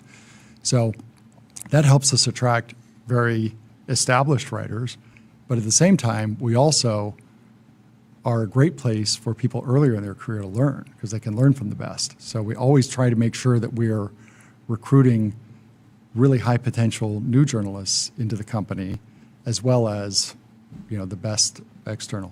In terms of executives, other than Anna Winter, every other executive has turned over since I joined the company, every single one. Wow. And I did most of it immediately, in 2 reasons. One, if you want to effect culture change, change people. Change people that don't reflect the culture that you want to have. And when I got to Condé Nast, I felt like this is not the culture. There were great things about the culture. The focus on excellence, really, really deep at the company. But there are other aspects of it, very internally competitive and political that I didn't like. And I just decided I want to create the culture of a company that I want to work in. So let me find people who think similarly about the importance of culture. And then secondly, because we were going from, like in the US, that had its own CEO as a separate company from the rest of the world, it was very focused on the US market. I wanted people who had much more global perspective and global experience. And so the skill set I wanted to be broader than what the company had traditionally had. Probably 2018, this idea of like content to commerce got incredibly popular. And even by the time we were starting this show, you're thinking New Yorker protein powder. When's it coming? Yeah, love that. But even when we were starting this show, a lot of people said, "Wow, you have this audience of, entrepreneurs. Why don't you build your own software and spin out software companies or develop stuff internally?" And we said, with what hours in the day are we going to do that? And why would we deserve to win over a team that is entirely dedicated to a certain problem? Where has content to commerce worked within Condé Nast, and where have you experimented or avoided it? If you think about from an advertiser perspective, the reason advertisers have always come to Condé Nast is the influence that we have with audiences, right? That whether it's fashion or travel or home, it's the influence that we have. Now, that was very, very true in the print era. It's very true today. But they also have many more avenues to reach audiences than they used to. So for us, when we look at commerce, we think that ability to influence audiences certainly exists even more than before because of how much larger our reach is. And so we can use that, maybe not to create the New Yorker protein powder, but to sell fashion, to sell travel. And so we've been investing in commerce, but not creating our own products per se. Partnerships. Yeah, in partnerships. And that also has grown every year. And we announced it'll be launching soon, an initiative we announced last year called VET, which is really at the intersection of certainly e-commerce growth, social commerce in particular, and the creator economy. And so what VET is, we have relationships with all the luxury fashion companies. We're using those relationships, creating a marketplace commerce platform that then creators can use to connect with their audiences. And so we'll be working with initially a small number of real tastemakers in fashion, and then using the relationships and the technology we've built to create this creator marketplace called VET. How do you think about journalists becoming influencers? Can be great, develop their own audience, and then that draws more people into their stories when they do have something to publish. Double-edged sword, because if they leave, they have an audience that might sign up on day one. They might say something that doesn't necessarily represent the views of the publication. There's sort of, some organizations have gone back and forth on it, either saying everyone needs to be posting on Instagram every day to you can never post on Instagram any day. How have you toyed with that or dealt with that tension throughout your career?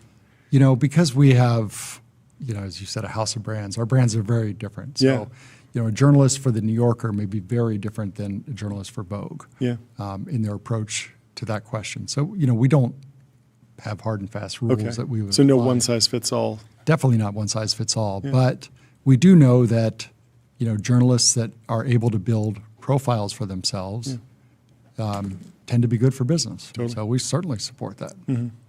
Got it. I want to talk about events. Yeah.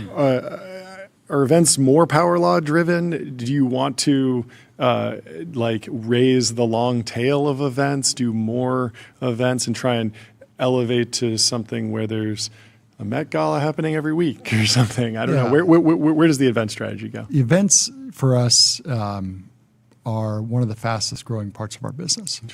But not because we're just doing more and more events. We're actually doing fewer events than when I started. We're doing fewer events, but we're focusing on events that really are what we call cultural moments. Met Gala is a great example of that. Met Gala was last Monday. In the first 7 days, I just saw the numbers last night, we had 3.1 billion video views of the content we created. That's remarkable. It is. It was up, 60% over last year. And isn't a lot of it off the record too? There aren't necessarily. I've never seen you can't just live stream it. You can't watch what happens inside, or there aren't microphones on the dinner tables. We do a live stream of the red carpet. Yeah, exactly. So it's even limited in terms of what you're sharing. The live stream had 200 million people tuned in to view it. That's amazing. wild. So it every year we do the Met Gala. Yeah. It just grows at a level that's hard to believe. And we finish it and we go, oh my God, how are we ever going to exceed that next year? And then it grows 65% again the next year. Wow. And it was the same thing for the Oscar party, Vanity Yeah. Fair Oscar party this year, 65% growth year over year. Remarkable. So I think we found a playbook on that, but it's not a playbook where you can say, oh, great, let's just do one a week. Yeah. You can't create cultural moments like that. What you can do, what we found is doing fewer and doing them at very high quality. Sure. And make them global events. Like the Met Gala is a global phenomenon now. Yeah. In a way that it wasn't, 7 years ago when I joined. It was an important, very important, event that people in the U.S. knew about, and people in the fashion community around the world knew. Yeah. But by bringing the company together into one organization, now all of our brands globally promote it and promote the live stream and the content from it, and that's really helped elevate it to become now a global cultural moment. Yeah. Interesting. Help me, I don't know how much you'll be able to say here, but help me understand why BuzzFeed is worth something like 120 million. No, 240. About 240. half the company for 120. Oh, half the company. Yeah, 240. What's the bull case? Revenue's declining, decent, run rating 60 million a year of losses. I would guess an aging audience. Do you have any idea where the value is? Well, look, the only thing I read about that is there was like $20 million going into it. I understand it. I thought it was 120. There's a valuation of that, but there's a lot a of stage. You guys may have read more about that. Okay, yeah. But look, I can't speak to the specifics of that business. That was a business that did very well. They were very innovative around a different era of the internet when you could take search traffic and social media traffic and turn it into commerce dollars or other things. Yeah. That era is gone. Why? Why? Yeah, what killed that era? Like, people are still spending time on social media. They're still searching on Google, and yet publishers have not been able to monetize traffic or generate traffic from the activity. My thing is, like, I look at BuzzFeed as, like, I look at Condé Nast. This is like luxury media. That is that's my personal view on it. It's like this is the LVMH of media, and BuzzFeed was like a fast fashion. Just say you've never been to the BuzzFeed Gala. But think about, it's really interesting. We did this for a board meeting about 6 months ago. Took a snapshot of search results from, 7 or 8 years ago. Okay. And what you saw were, a few sponsored links, and then the 10 blue, the traditional search page. Yep. Do the same search term today. You get an AI overview. Yep. Then you get rows and rows and rows of commerce links. Yep. And then you get I was saying sponsored somebody last week was saying, how is search revenue up? I was like, have you done a search recently? Yeah. I basically have to go to the second page to get an organic result. It's been good for Google. Yeah, it's been great. It's been great. Great But for business. if you're a publisher, you've gone to the second page. Okay. So if you had a business that relied on that to arbitrage that traffic to sell whatever, that business got very, very difficult. Yeah. So, look, the changes in search traffic have certainly impacted our business, but not to the point that we haven't been able to grow our revenues and grow our profitability. But it's a headwind. Yeah. But last year, each of the last 3 years, we would do our budgets and we'd put some forecasts in of search traffic declining. Why? Just because we'd seen the pattern of algorithm changes, and generally those algorithm changes were negative. They had negative impacts. So we're going to forecast it to be down, and then every year it was down more than we forecast. Yeah. So last year I told our teams, assume there's no search. You have to have your businesses planned as if search is zero. We don't expect it to be zero. Yeah. But we, don't bank on it. We expect it to be a single-digit percentage of our traffic, very low. So we started working on plans for each of our brands around that. And some of the brands we looked at said, they don't really have a good plan for that. Yeah. So we're going to reprioritize on the ones that do. And but if you don't have those paths forward, and if you don't have really strong authoritative brands or brands that have very strong niche in certain areas or direct audiences, then you're just going to be fighting that all the way down. Talk about subscriptions, bundles, subscription pricing in a time when we have little spurts of inflation here and there. How important has that been? How resilient has the subscriber model been? What are you seeing there?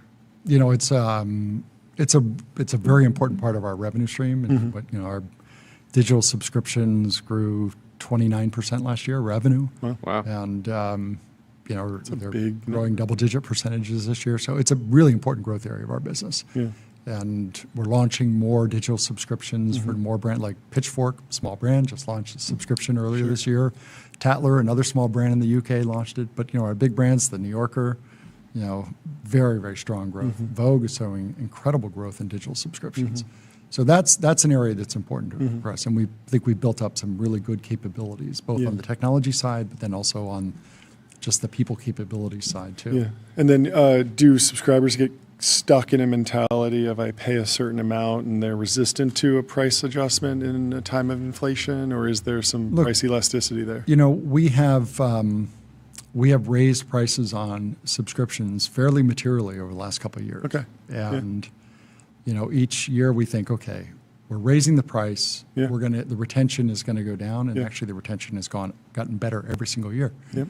So the elasticity looks pretty good. That's good for us so far. Yeah, in some ways, and we're the biggest fans of independent creators on Substack and other newsletter platforms. Like we really, we have a lot of them on the show. We subscribe to a lot of them, but in some ways, they're helping your guys's like pricing dynamic. And they're like, well, I want $20 a month for my newsletter that publishes twice a week, and I just kind of like write what I'm thinking.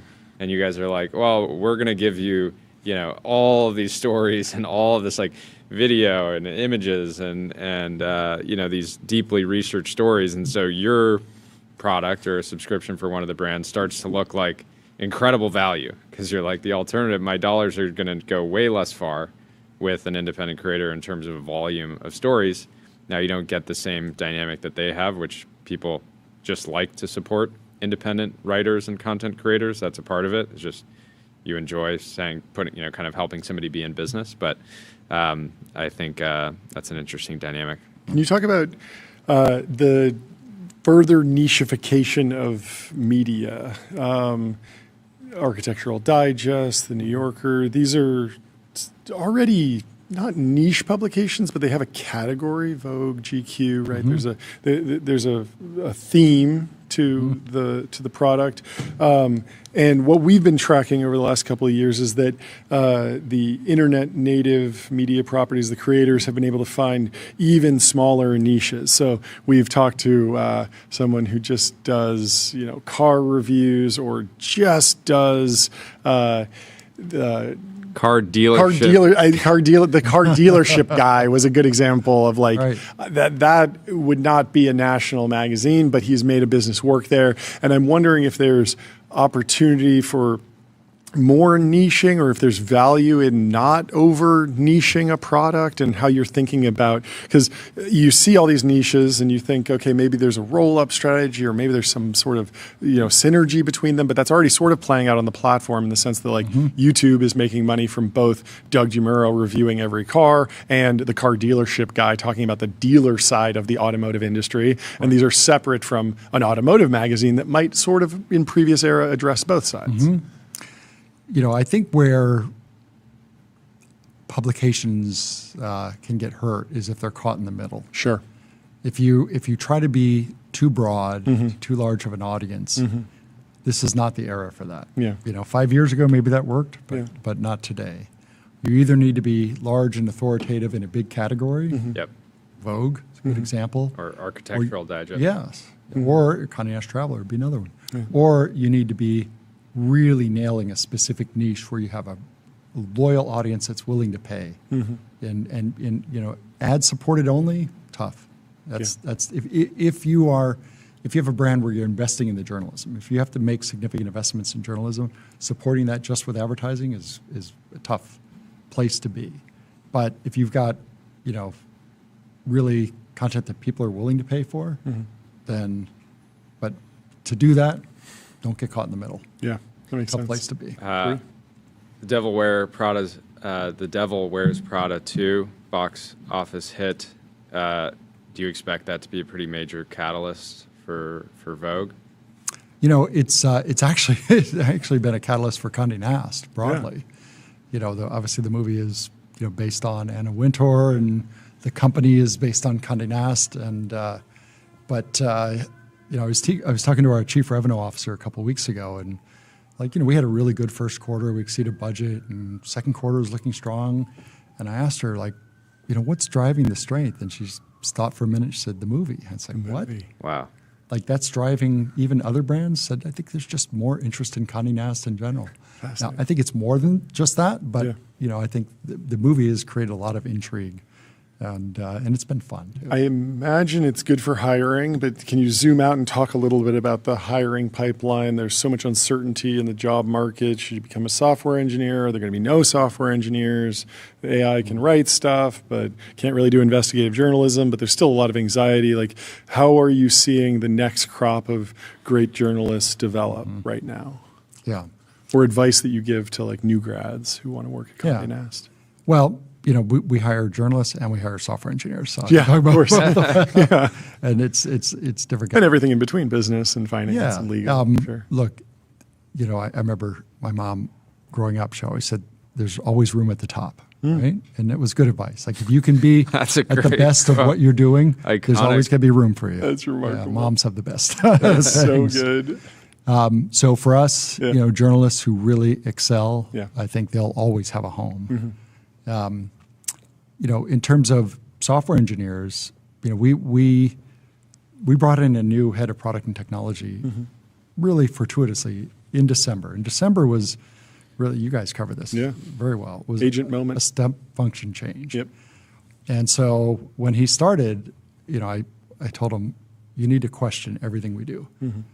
Start with a blank sheet of paper, rethink everything that we're doing, how we do it, and how we can use AI. And the first thing he did is he started some small pilots, 3 or 4 people on a team, eliminating certain roles that would have been on a much bigger team to create new products. And he ran the pilot 6 or 8 weeks, and there was enough information already where we said, okay, let's go make big changes now. And so we just, last month made big changes in that org, really centered around how we use AI at the core of not our content, but how we develop technology and products. So, the result of that is there were whole departments that we no longer needed. We used to have you might be a team of 10 or 12 people on a big project. When you have that big of a team, you need a technical project manager, you need QA engineers, you need product analysts and all these other things. Well, we just redesigned it and said, actually, you have a product manager, and they're going to be the product analyst also. Maybe there's a designer, and there's an engineer, and we're going to have AI create the software and also do the QA of it. And so these teams that were 10 or 12 people became 3 or 4 people, and they moved at 3 times the speed. So what does that mean if you're a software engineer? It means there's going to be fewer jobs for entry, without a doubt, fewer jobs for now. But if you're a product manager, you can do things that you could never do before because you can actually create the code yourself using AI. Well, and Condé Nast is a unique company because you guys don't sell technology, you sell content. And so you want to make great technology to serve the content, but it's not the core, that's not the thing that you sell. Whereas, we've noticed something is that we hired a full-time software engineer early in the company, Tyler, sitting over there. Hey, Tyler. And we're the kind of employer that never would have hired a software engineer historically because for a small podcast at the time, why would you build software? Yeah, why would you build custom software? And so there's job creation happening by companies that never made sense to hire software engineers, but now they can. Yeah, cool. How are you thinking about? I imagine that. At almost all the publications, there's essentially no AI doing writing or creative work. But have you had to confront anything on the advertising side? I imagine if I flip over the back of the New Yorker, I'm sure I've seen a 3D render of a watch at some point. Will I be seeing an AI render of a watch? Does that matter? Does anyone care? It matters. Last June. Yeah. There was an ad that was run in Vogue print magazine. And the ad used an AI-generated model. That's right. And it blew up. Yeah. But people who were angry They were angry a little bit at the advertiser. Yeah. They're mostly angry at Vogue. Interesting. And I loved it. I thought it was fantastic because it reaffirmed what I had hoped was going to be the case, which is our audiences want human-generated content. Yeah. They want to know what they're reading and seeing is real and not AI-generated. Interesting. So to me, that was a really important indicator of, frankly, our future, that our future strategy about using AI in many, many places to drive efficiency, to reach audiences faster, speed up the velocity of what we do, all to enable us to invest more in human-generated content. That was a really it's viable very, strategy. especially clothing is really interesting. There's a slippery slope where, let's say you generate, you have a real piece of clothing and you say, put this on this, even if it's a real model, but put this on this model. And then what happens if you could just prompt it and say, make it fit slightly different. It's like, well, then now that's not the product that you're selling. You're now selling a product that doesn't really exist anywhere. So there's certain categories that I think will, and just it'll be a brand decision, and I think ultimately that is why I think your brands will endure because there will be plenty that make the opposite decision. We're going to lean into it, but there's always room at each end of the barbell. Yep. So lots of care with regard to AI advertising. Zooming out, are ads a bug or a feature if I open up a copy of Vogue? Well, in a print magazine, it's absolutely a feature. I think so. Yeah, without a doubt. I think for digital, it can be both. Sure. Programmatic display ads may be more of a bug than a feature. Yeah. But really because high quality. It's mostly the visual disruption of I'm reading this beautiful story. I actually like it integrated, sort of a native ad from the publisher that was considered. But anything that becomes display ads, just the. So our biggest advertising category is branded content. Yeah. And it's great because it leverages a big competitive advantage we have.